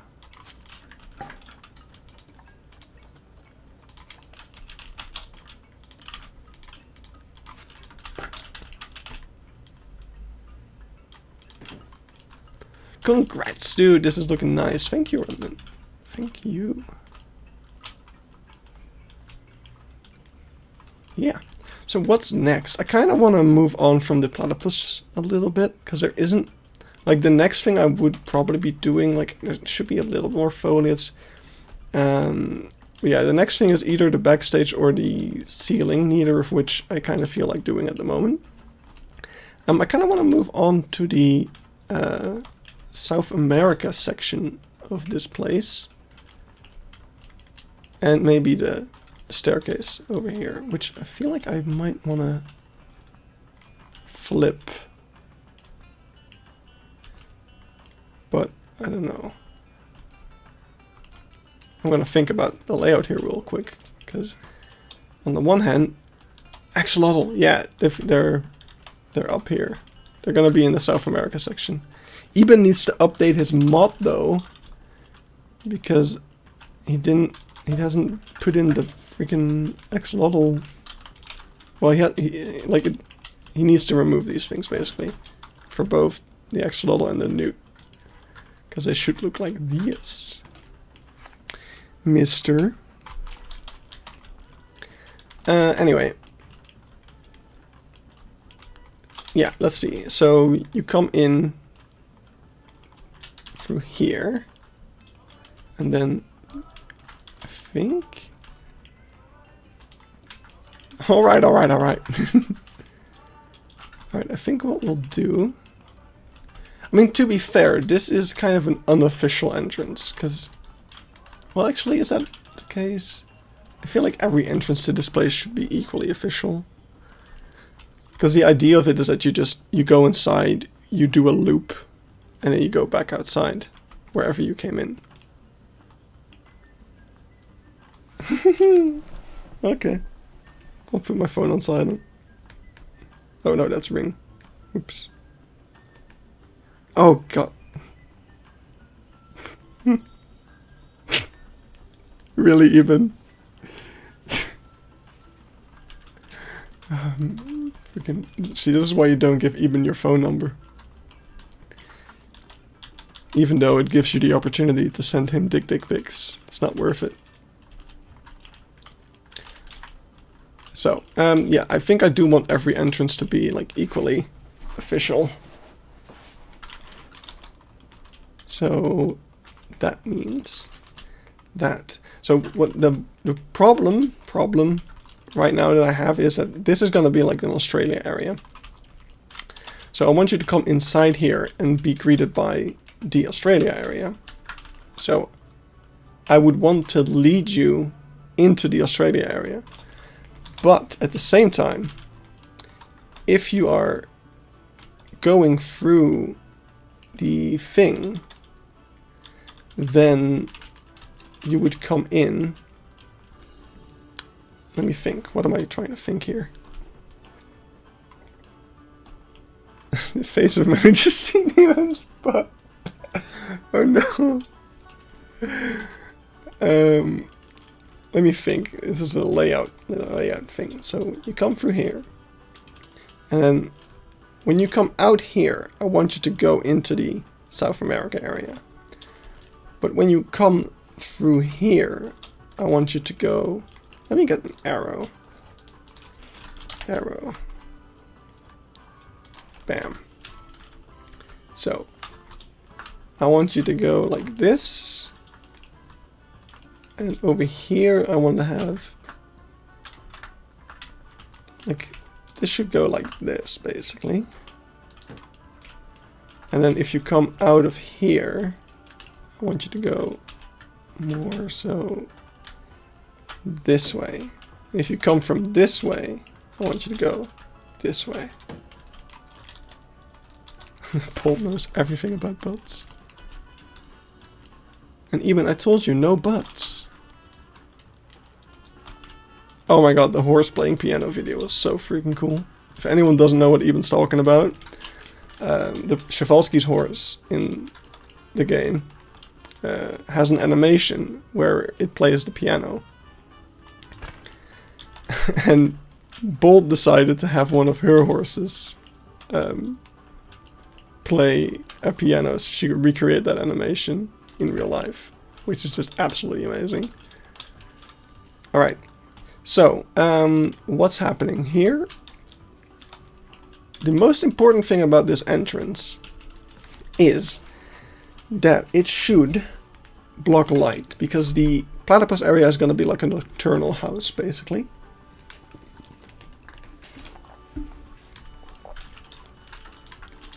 So I think if we do something like this, we can lead visitors into here, to the South America area. Or actually, we can just be like... We could probably do something like this, like...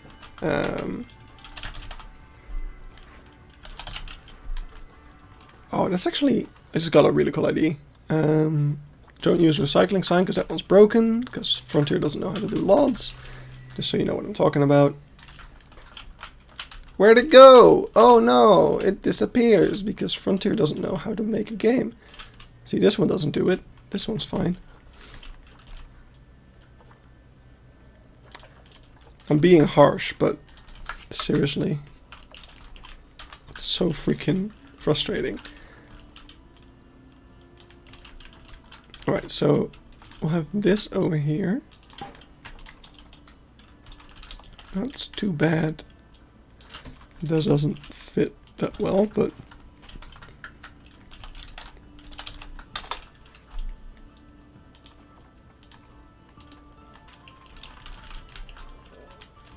So that will be black.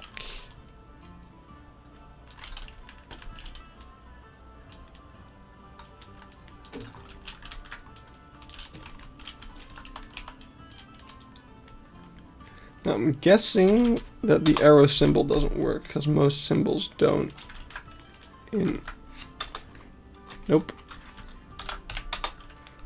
Huh? What? Why does it not let me... Oh. See, this is so freaking annoying. You have to copy-paste it. Wait, what? No, that always worked. I have used this symbol so many times. What? Wait, why can I do this one, but not this one? Oh, Frontier. I swear to freaking Christ. Come on.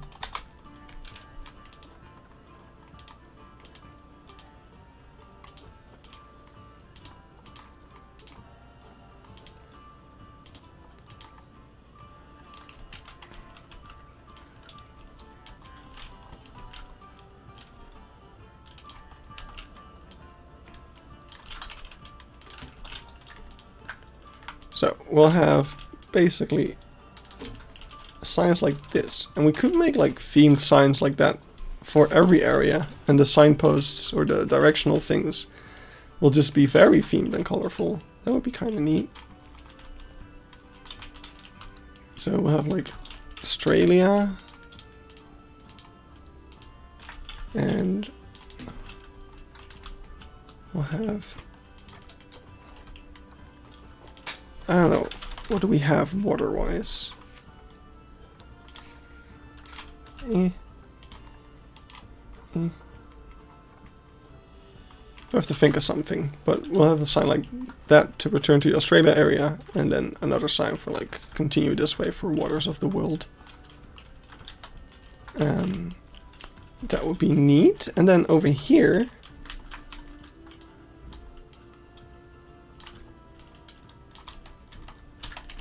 we can have something Australian. Don't know what. Could be anything, really. Just depends on what we feel like.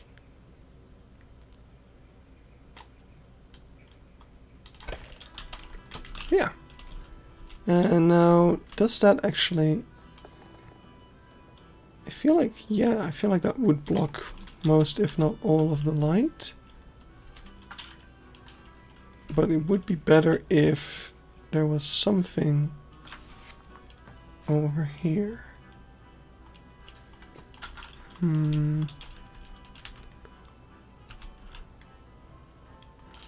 Oh wait, maybe that's just what this was actually supposed to be. No, but you can still look, you can look straight outside.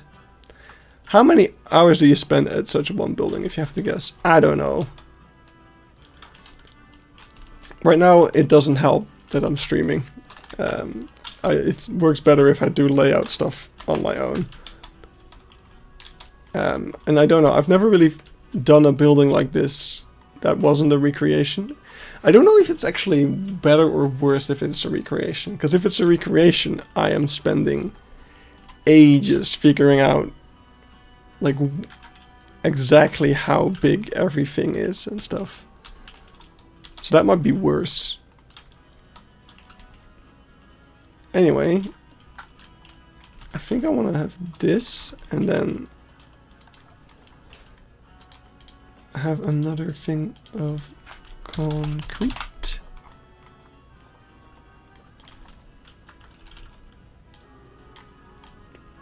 And we want to put that kind of like this.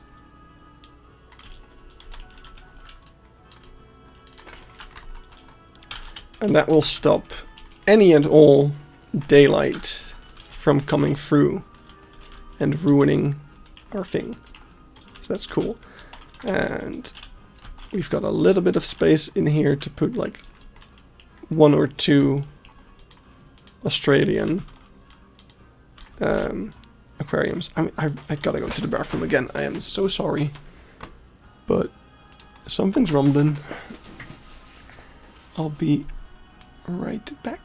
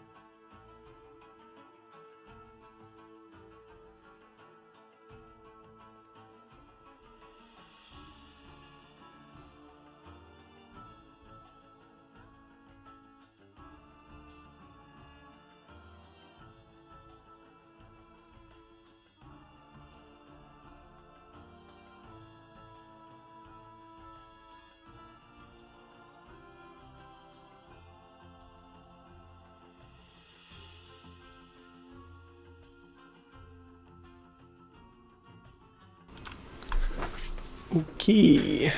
Hello. Let's see. Random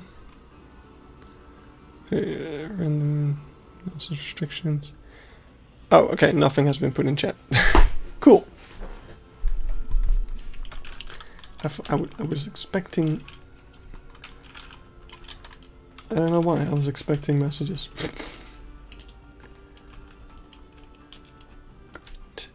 Let's see. So that's whatever. I think this will work as a continuation of the drill. Maybe.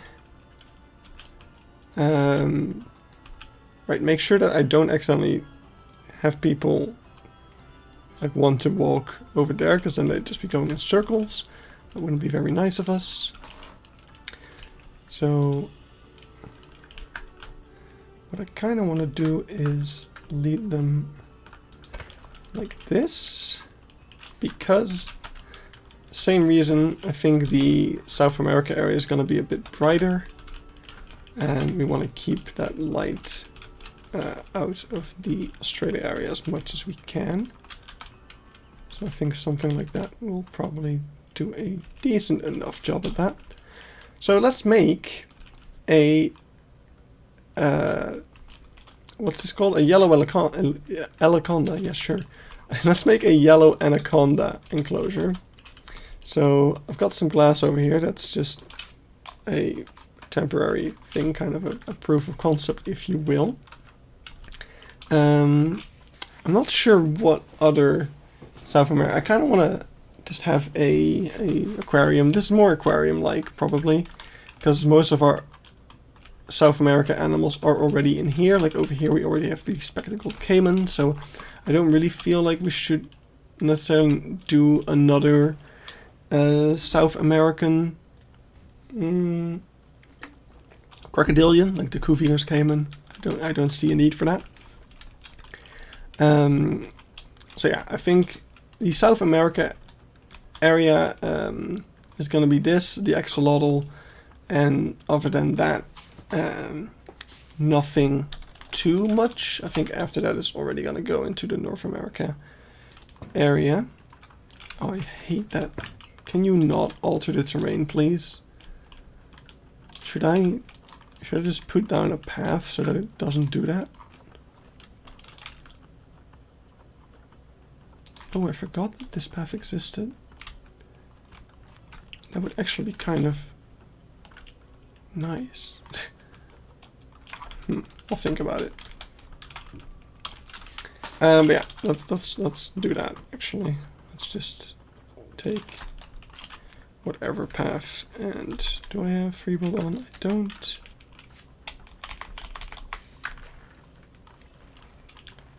Just kind of put that around. This one's kind of whatever, because I'm gonna mess around with that one anyway.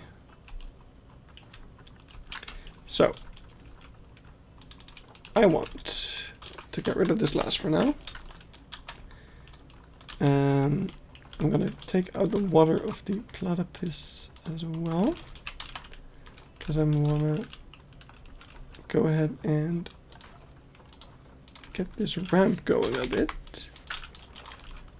So now you've seen more zoos. What's your most favorite zoo and exhibit? Oof. I've been to too much to pick. There's so much good stuff out there. Like, we are incredibly lucky here in the Netherlands with how many zoos and how many good zoos we have, for sure. I think Beekse Bergen is still like up there as my favorite. I'm in too deep to not say that.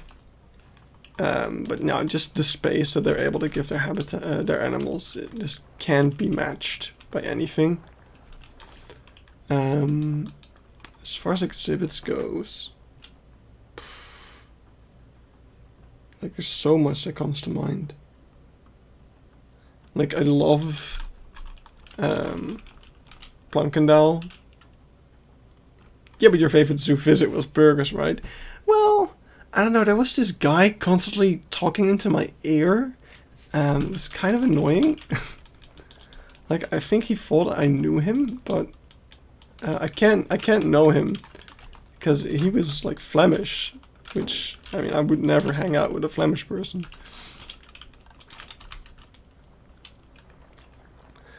No, yeah, when we saw the Binturong, the one that you saw and I didn't.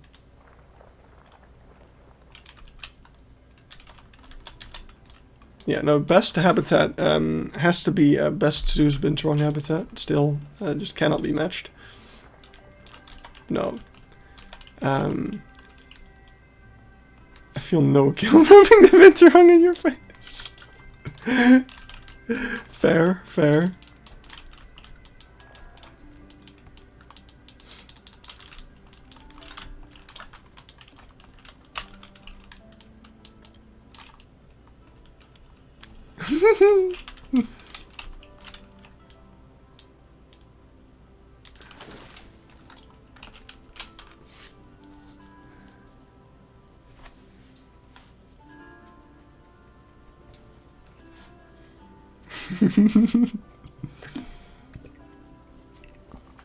No, burgers like Burgers Bush and the aquarium there were freaking incredible. Like that is definitely up there. But then again, I wouldn't call the bush a exhibit. Like it's bigger than that, you know? Like it's on a whole other level. I think one of my favorite habitats, like exhibits, honestly, like I don't know why, but the one thing that comes to mind is Plankendaal's snow leopard habitat. I really liked how they like hid the grass, the glass. I mean, like if you look at it, like sure the glass is a little dirty.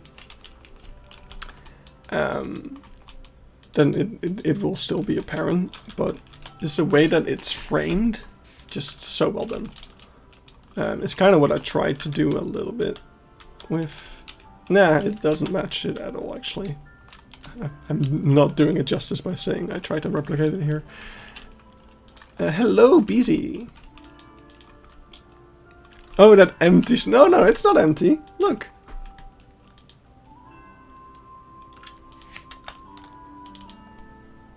Look. What do we have? Where is it? What is this? That's a badger. Don't mind him. Here. Oh, wait. Here. Look, what's that? It's not empty. Look at that.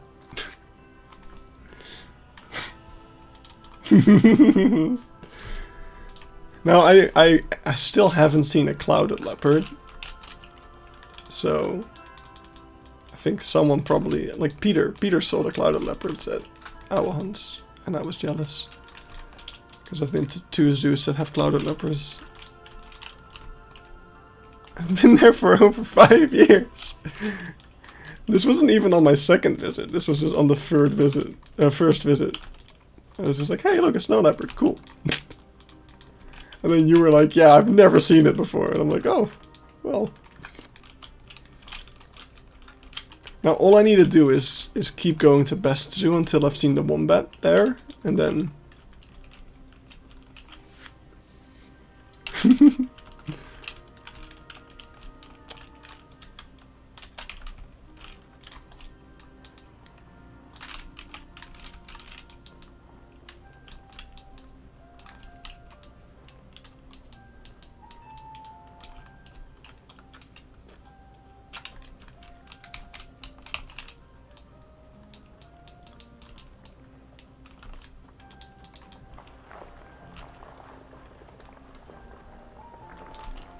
yeah.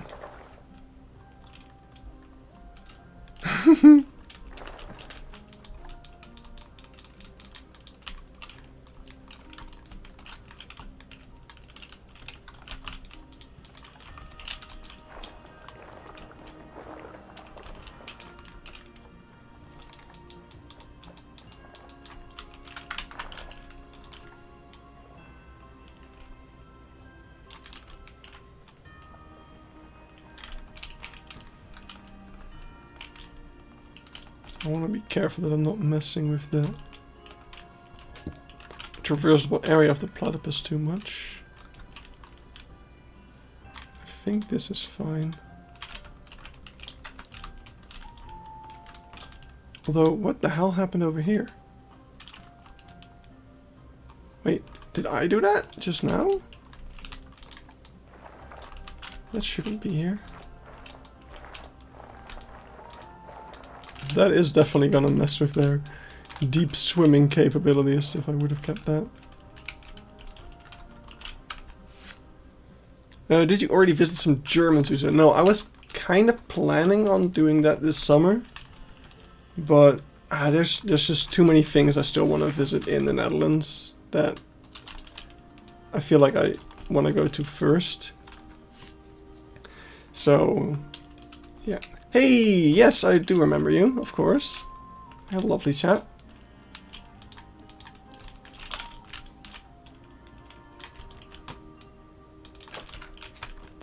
Right, so let's see. Come in here. Probably have some kind of other one. Like, what's a cool... how have I been? Hot. Mostly.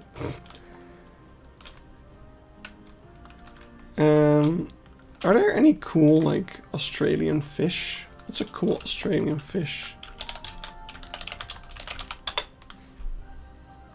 Freshwater, preferably.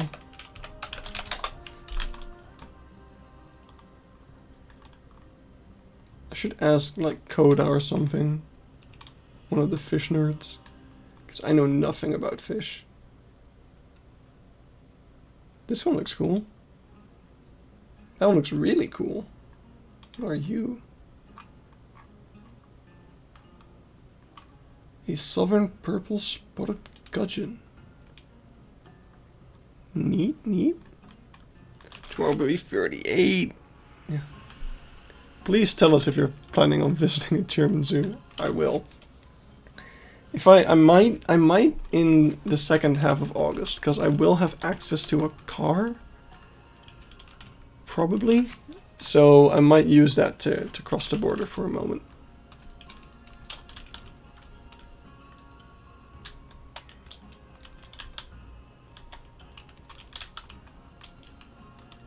Right, anyway, let's work on that.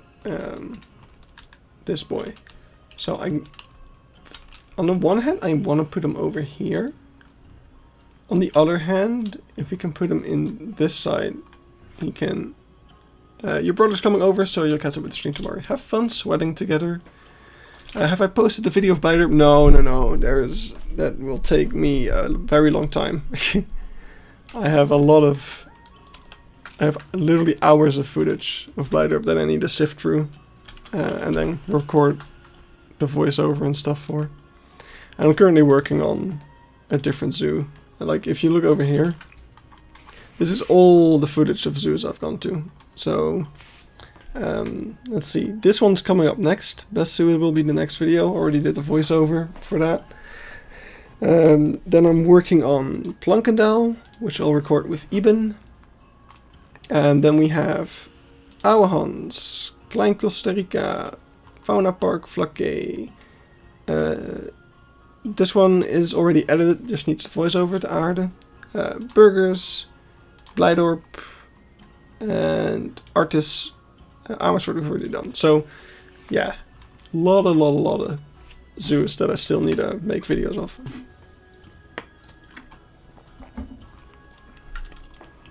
Your action is so good, thank you. Just lots of practice. Alright, so let's see about this then. So I'll probably have an entrance. Yes, I've been to a few smaller ones as well. I went to Fauna Park last week because I needed some time to kill. Like, I needed to bring my grandma to the hospital and I could borrow the car afterwards. And it was like a 1 hour drive from there. So, Dutch accents. Dutch people's accents in English are usually pretty bad. Yes. Please try, like, I understand that you're Dutch yourself, but try to keep the chat English so that everyone knows what you're saying. If you can. That is appreciated. So let's see, how big should, because of course the exhibit box for this thing is a little big. Melford Path part, who cares? Oh, Christ. Please do not terraform it. Wait, why?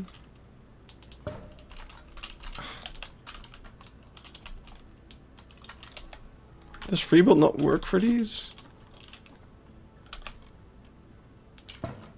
Wait, it still terraforms it? Even though... Oh my god. Okay. Whatever. Are you playing City Sky? No, this is Planet Zoo. You could also do a zoo tier list video with all the zoos you visit. Yes, I could. I do think I want to make some like compilation video type things once I get through a lot of the footage, like a backstage compilation.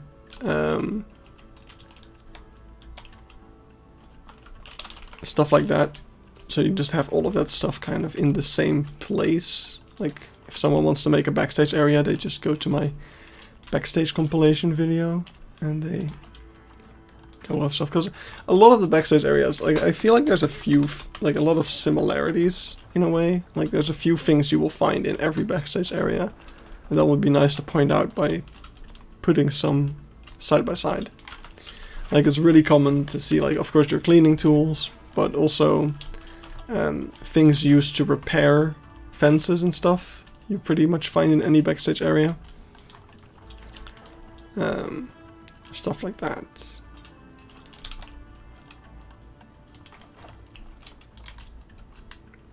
Alright, I kind of want to make a pretty... I feel bad doing this, to be honest. I feel like I'm about to give the anaconda a larger habitat than I gave the iguana. Which feels wrong. Feels a little wrong, not gonna lie. Oh, here he is. You're very hidden. But oh well. It is what it is. I have a cool idea. And I want to make it. If only I could actually place this. Okay, I need to place that thing first and then make everything else around it, because this is gonna be a mess otherwise. But to do that, I need to know how high the water's gonna be. So let's start out with that. Glass.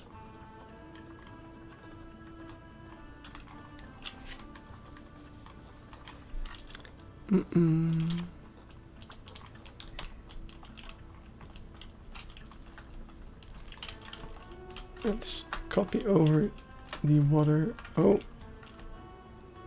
no.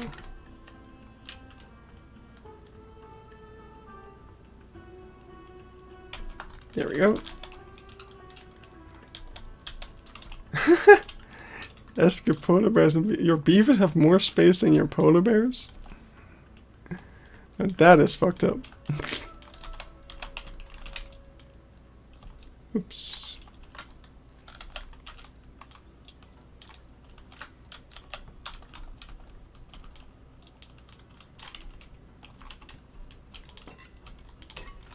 Alright. So this is how high up the water's gonna be. Well, it's either it's gonna be this high or... Hello? I have grids on. Why are you like this?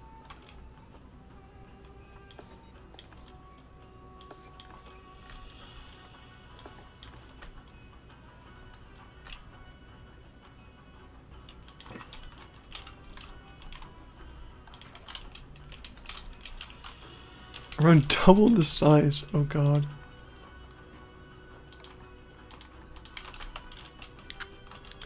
Let's see. So on the one hand, this higher water is really cool. On the other hand, you're not going to be able to look onto the land as easily. Unless you put up like a step thing. Yeah, I think this water height is actually cooler. A lot cooler. So let us put up a little glass. Actually, wait, is this where we want the terrarium to be? No, it's not. I mean, we want to have it the same as the water anyway. So it should be something like this.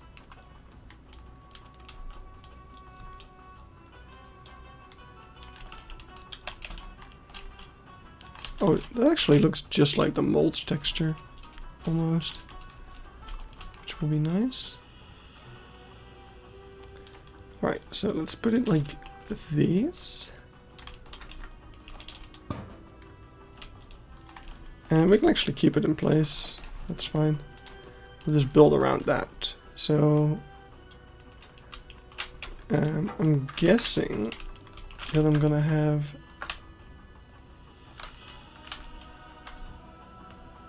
a thing over hereabouts.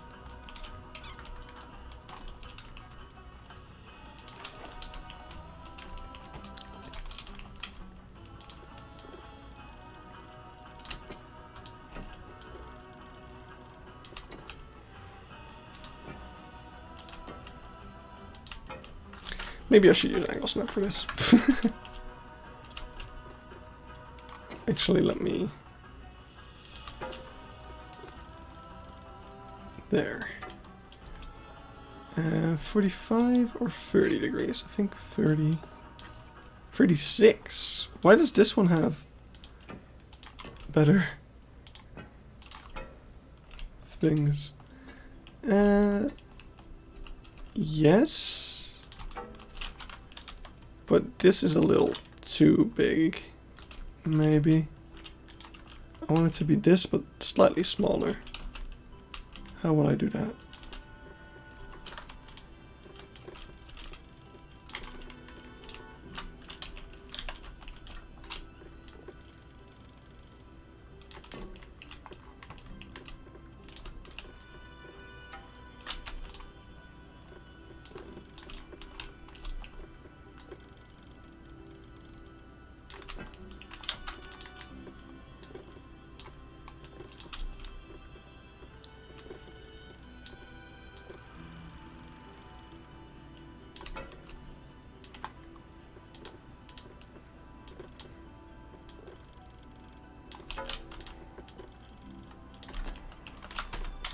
There.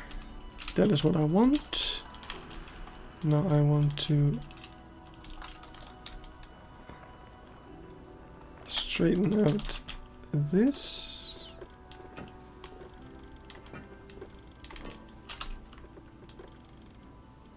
Cool.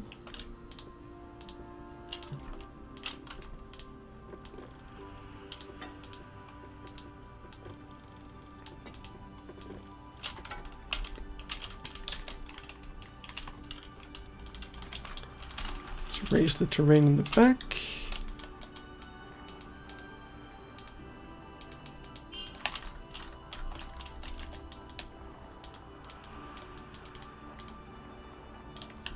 I'm actually not 100% sure why I want to use the terrain so badly. I think it's just to taunt people like, look, I'm using mods, this is what I can do. But I mean, you're gonna need mods anyway to enjoy this thing, because it's made using free build. Or the boxless mod.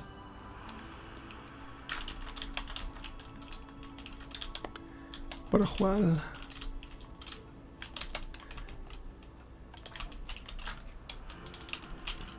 Let's connect you up to this and close it off. Then we should be able to get rid of this, and the water is obstructed. Oh, that's why. Right. That's why I did this the way I did it. So you want to put in the water and then put in the thing. No fucking way. Why does that terraform it? Oh, flattened terrain is on. Oh, thank God. I was literally gonna be so pissed there. I was like, it's terraforming around water? What else can I do? But yeah, so what's really cool with the Boxless mod even is you can see like this thing has water, but if you look at it through water, you don't see the double water. So it actually looks like it's just in there, which is really, really freaking cool. So now I want to get mulch. Get this mulch.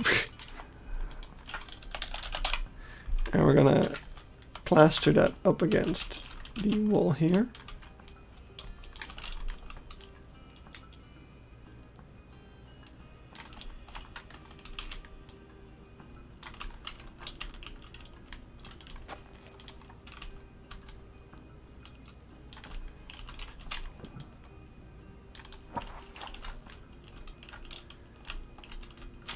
And did it to all of them.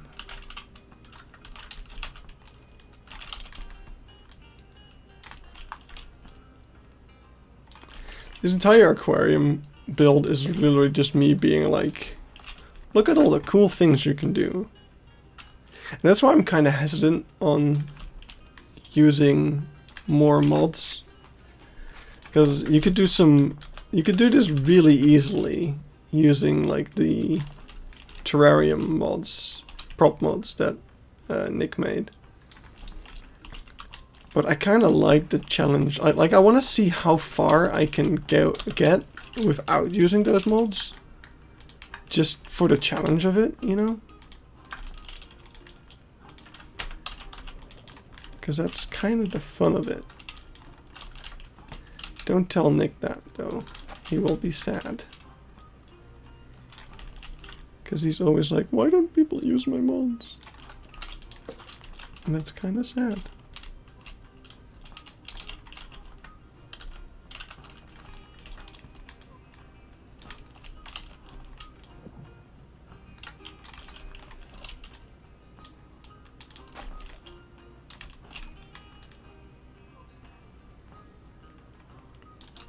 Alright. So I should replace this one with another one. Ooh, I did not expect the rotation point to be over there.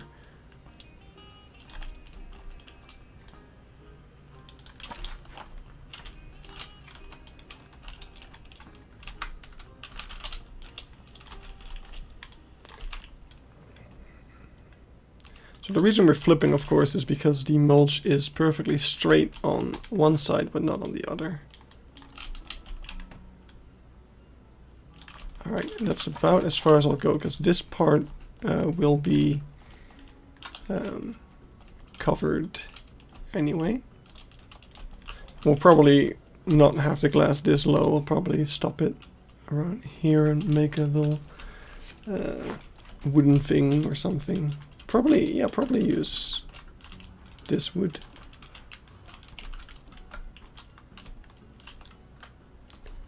Actually, I would use this wood if I had a 1 meter wide one, but I don't think we do. Oh.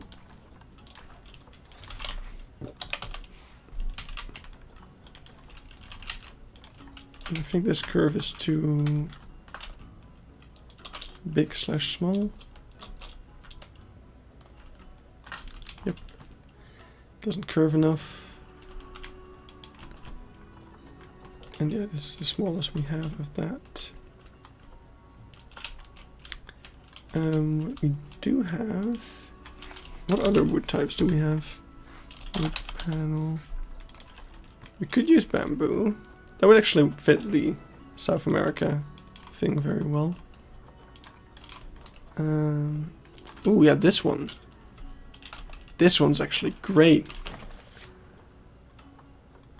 Because otherwise you're looking at stuff like this, which wouldn't be bad either. But yeah, no, this bamboo thing is definitely really cool for this exact purpose.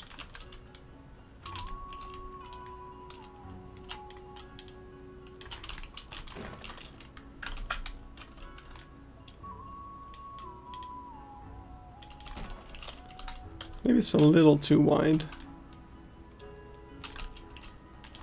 You can tell how I haven't been very consistent in how wide I made these.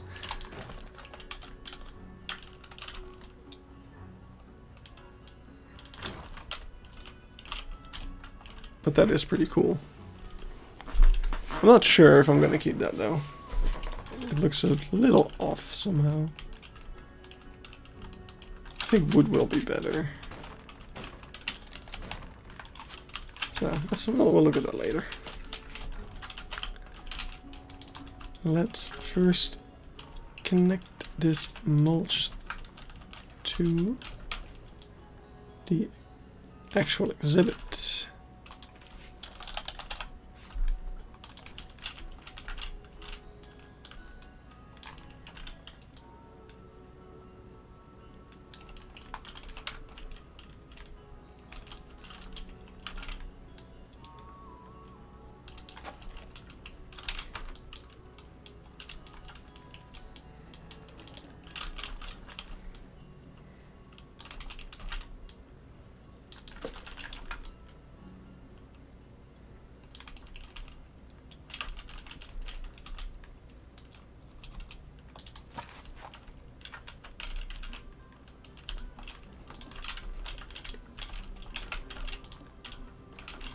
Yeah, I mean, that's nice about the exhibits. It's like you already have something to start off with. Like, it immediately looks decent because the exhibit is just filled in already. It's got the nice foliage and stuff.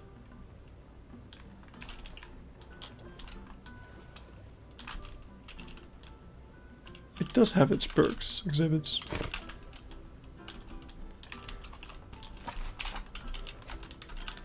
The downsides definitely outweigh the perks, but they do exist. Can't pretend they don't.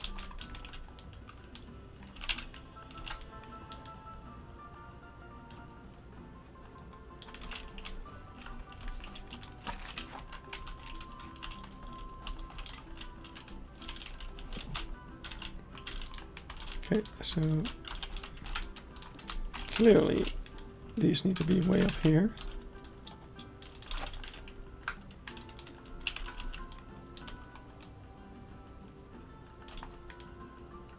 Oh, that one actually needs to stay because reasons, and I'll make this one actually just okay. How will I do that? Like this?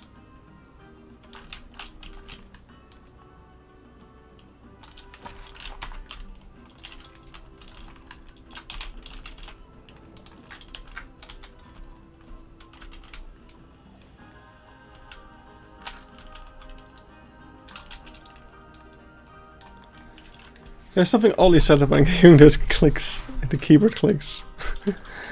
Well, I'm glad you like it. I wish I had a slightly quieter keyboard, but the problem is I don't like silent keyboards. They don't feel satisfying to press.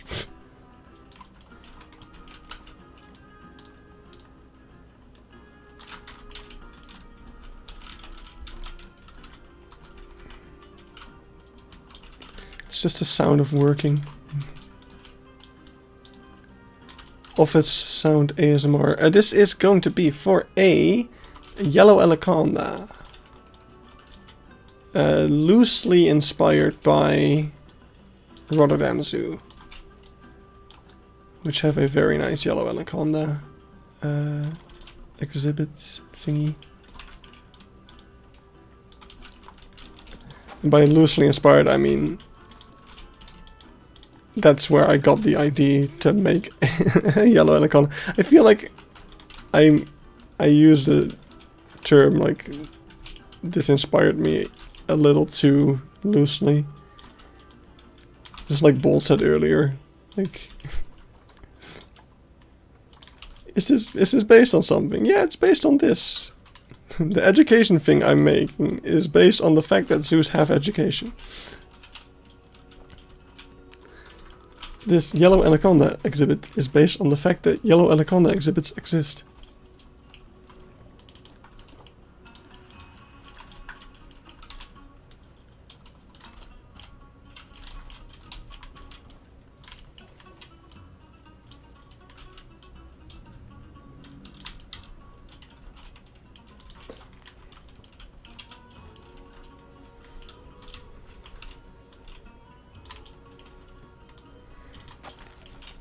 So of course the only downside to using an exhibit is that the anaconda will never be like up against these windows or something.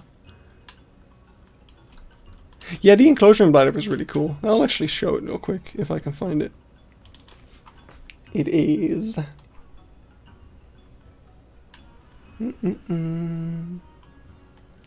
somewhere around here. Let's see, going from here,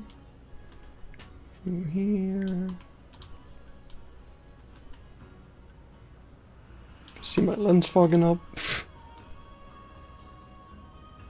Here it is. Yeah, this is, oh wow, this is actually a lot bigger than I remember. Oh, beautiful video, me. Great, very well recorded. Oh yeah, there you can see it, sick.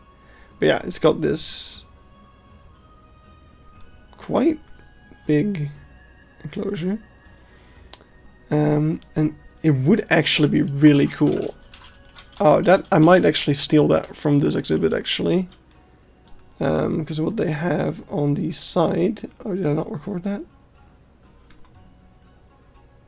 Oh, here it is. Yeah. So over here, on the side of it, there's like water. I don't think it's actually coming out of that exhibit. But there's like a waterfall, and the idea is that it's coming out of the exhibit, and that's flowing through. So what I could do is do something similar, that like there's water flowing out of the exhibit, and something's happening to it. I don't know what yet, but when will the Blighter video come out? I haven't started making it yet. Like, it's only a recording. It is one of the many zoos in this giant list of zoos that I still want to make videos of. I'm currently working on Blankendal. That'll probably take a while. And I think after that I will start the Blighter video. But yeah, I don't know how long that will take. I cannot give you an estimate. I just don't know.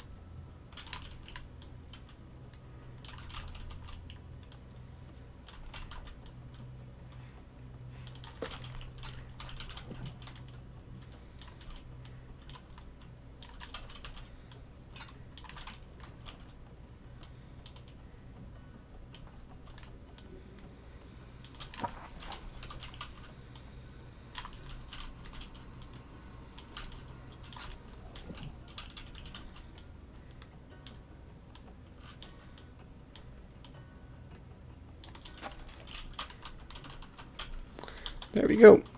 That is the mulch patch. I might just wanna... So I kind of want to cover up a bit of the exhibit with mulch as well, so that it's consistent. But at the same time, doing that is such a waste of the beautiful texture of the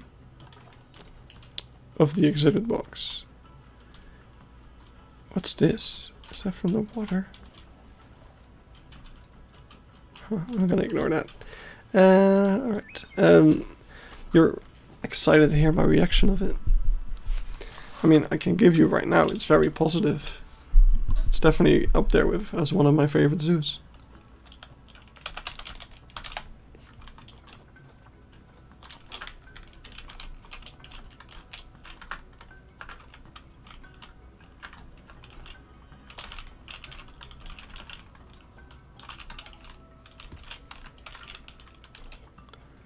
Alright, so right now I'm just kind of trying to match the aesthetic of the exhibit box for the rest of this. So we're not really adding much new. We're just making more of what's already there.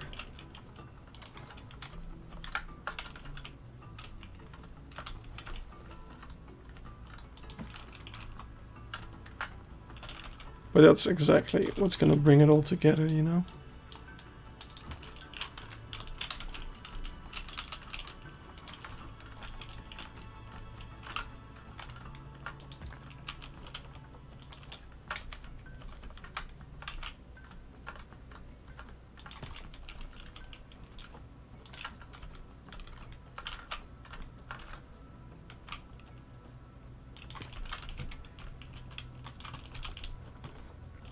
Yeah, and I've been at Blightorp like 3 times this year already.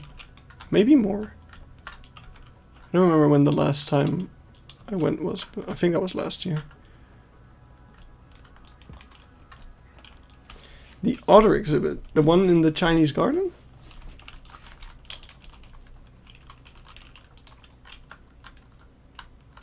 I think that's the only otter exhibit at the moment.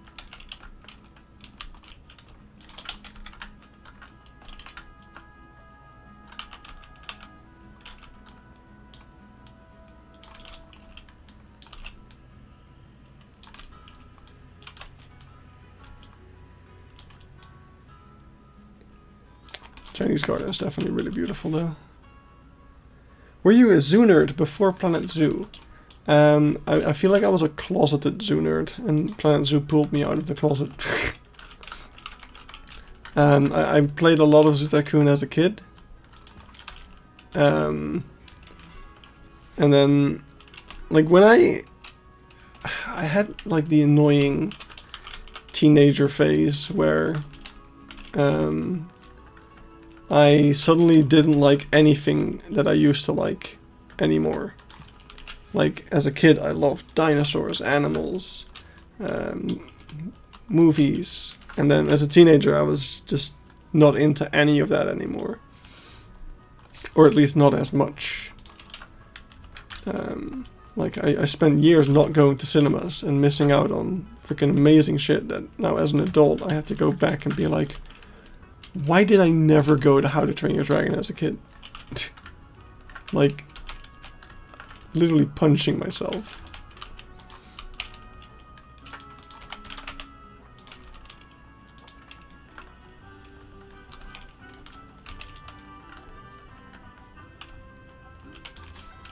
So yeah, Planet Zoo, when Planet Zoo was announced, I was like basically, okay, so the order is, I tried to get back into Zoo Tycoon, like as a adult / late teenager, and just couldn't anymore. Like, it was too dated for me at that point.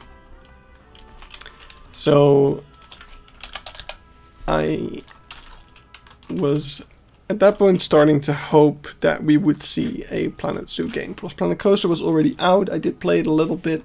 I just not a huge fan of coasters. and theme parks. So I was just really hoping that they would also make a zoo game. Then Jurassic World Evolution got announced. I got very excited for a moment because, you know, it's a dinosaur, albeit dinosaur. It's a zoo game from the makers of Planet Coaster, and I was like, yeah, this is going to be amazing. And then the game came out, and it wasn't. I didn't even buy it because I could tell that it wasn't going to be what I wanted. Because I was looking for a zoo game with the customizability that Planet Coaster offered. That's all I wanted.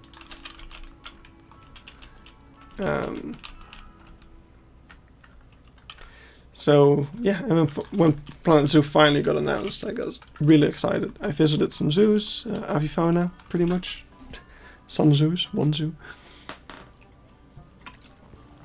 But yeah, I visited avifauna on International Red Panda Day. And then the Red Panda got announced for Planet Zoo, so of course I got super hype. And then Planet Zoo came out, and yeah, you saw the update, the progress thing that I posted today. That's kind of how things went.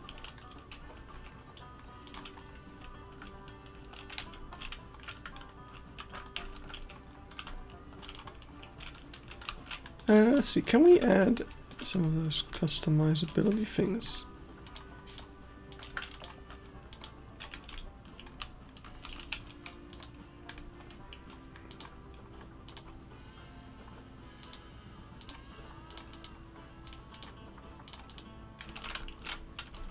There we go.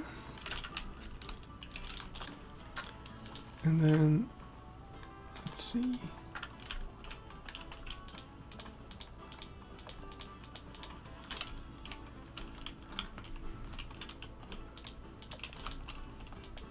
Yeah, that one's kind of lame. Oh wow, that is way up there. I don't really like that because it's not on the side that we're looking at. This one's cool. That one is literally invisible. So I'm just gonna keep those disabled because that's just gonna have the snake on them, which would kind of suck. Basking lamp. Why is that like... That's a terrible spot for it. That one's decent. Wait, why is low basking lamp higher than mid-high? I feel like they named those incorrectly.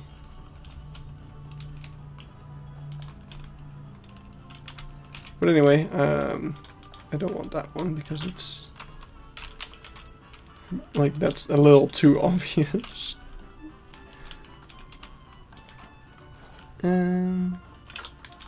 Anything else? Nope, that's it. Alright. There we go. Pretty good. We just need to extend this. Let's get that in. I'll rein that in a little bit.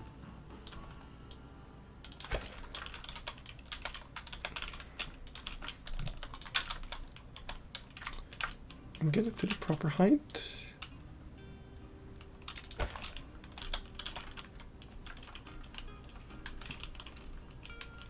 Not sure where I'm gonna have like a backstage access to this, but I wonder how the viewing area and stuff for this are gonna work. I think I'm gonna make the backstage access backstage access back here. Probably do something like this and have a door either over here, or if that's too obvious, around the corner from that. Something like that. And if we actually put a staff path in there, the keeper should be able to get to the exhibit that way. I think I am gonna put in another snake though, just to increase the visibility of it, because I like looking at him. I don't know if we have a male or a female at the moment. What's the thing? 1 to 2? Yeah, I figured. Probably in real life, you only would have the one. We already have a male, but I mean, I just got a golden one. How could I not keep that? So we'll just get rid of him. Ah, I forgot I have all of you. Alright, let's put them in. Probably give them contraceptives. Wait, is that another thing you can do? Can you not give exhibit animals contraceptives?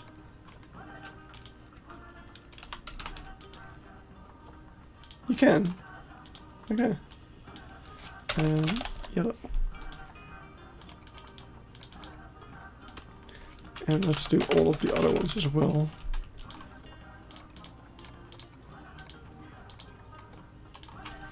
And I think they already had offspring. Whoops. Yeah, the axolotl, yeah, that definitely should have a smaller exhibit. Because honestly, like, a fourth of this would be enough for them. Look at them go. Freaking love axolotls. One of my top tier animals, if you ask me. Alright, let's match the color of this to the walls.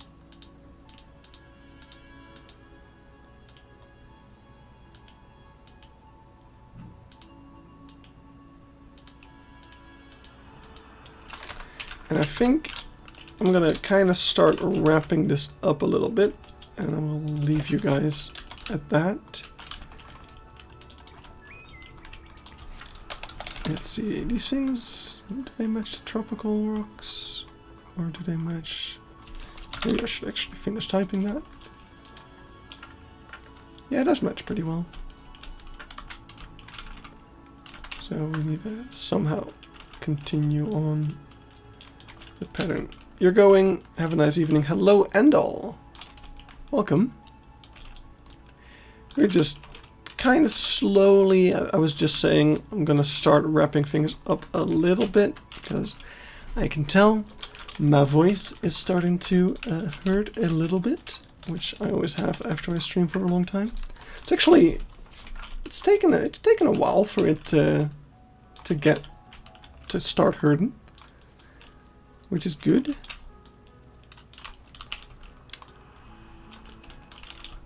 Don't know what I did differently than I normally do to accomplish that, but it's good that it happened. And let's take this.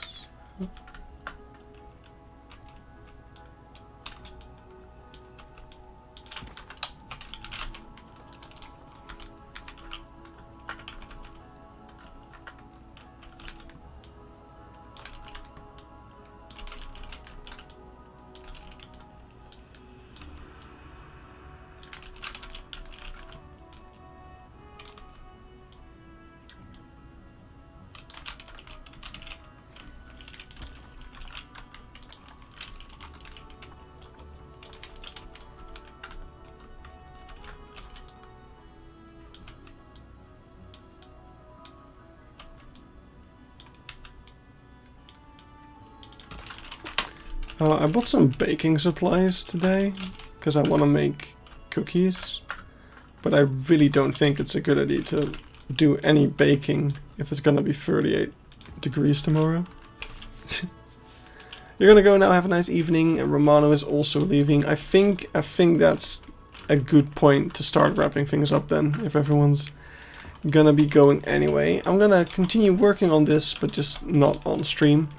So if we see each other next time, expect a few more things to be done. Probably, you know, this sort of area. I am going to be working on these billboards off camera as well. so you'll probably see that pop up on my Twitter. So yeah, we didn't get a lot done today, but I think we did have fun, and that's of course the most important thing. That's why we do these streams, just to be a little bit more connected, be a little bit more together. So thanks everyone for tuning in. I saw a lot of faces today. It was really nice to catch up again, and yeah, I was happy to be able to show you guys the progress with this zoo, or actually kind of the opposite of progress, because I demolished half of it, but that's just how these things go sometimes. So thank you all for watching. I'll see you guys next time. Have a lovely evening. Bye. There we go.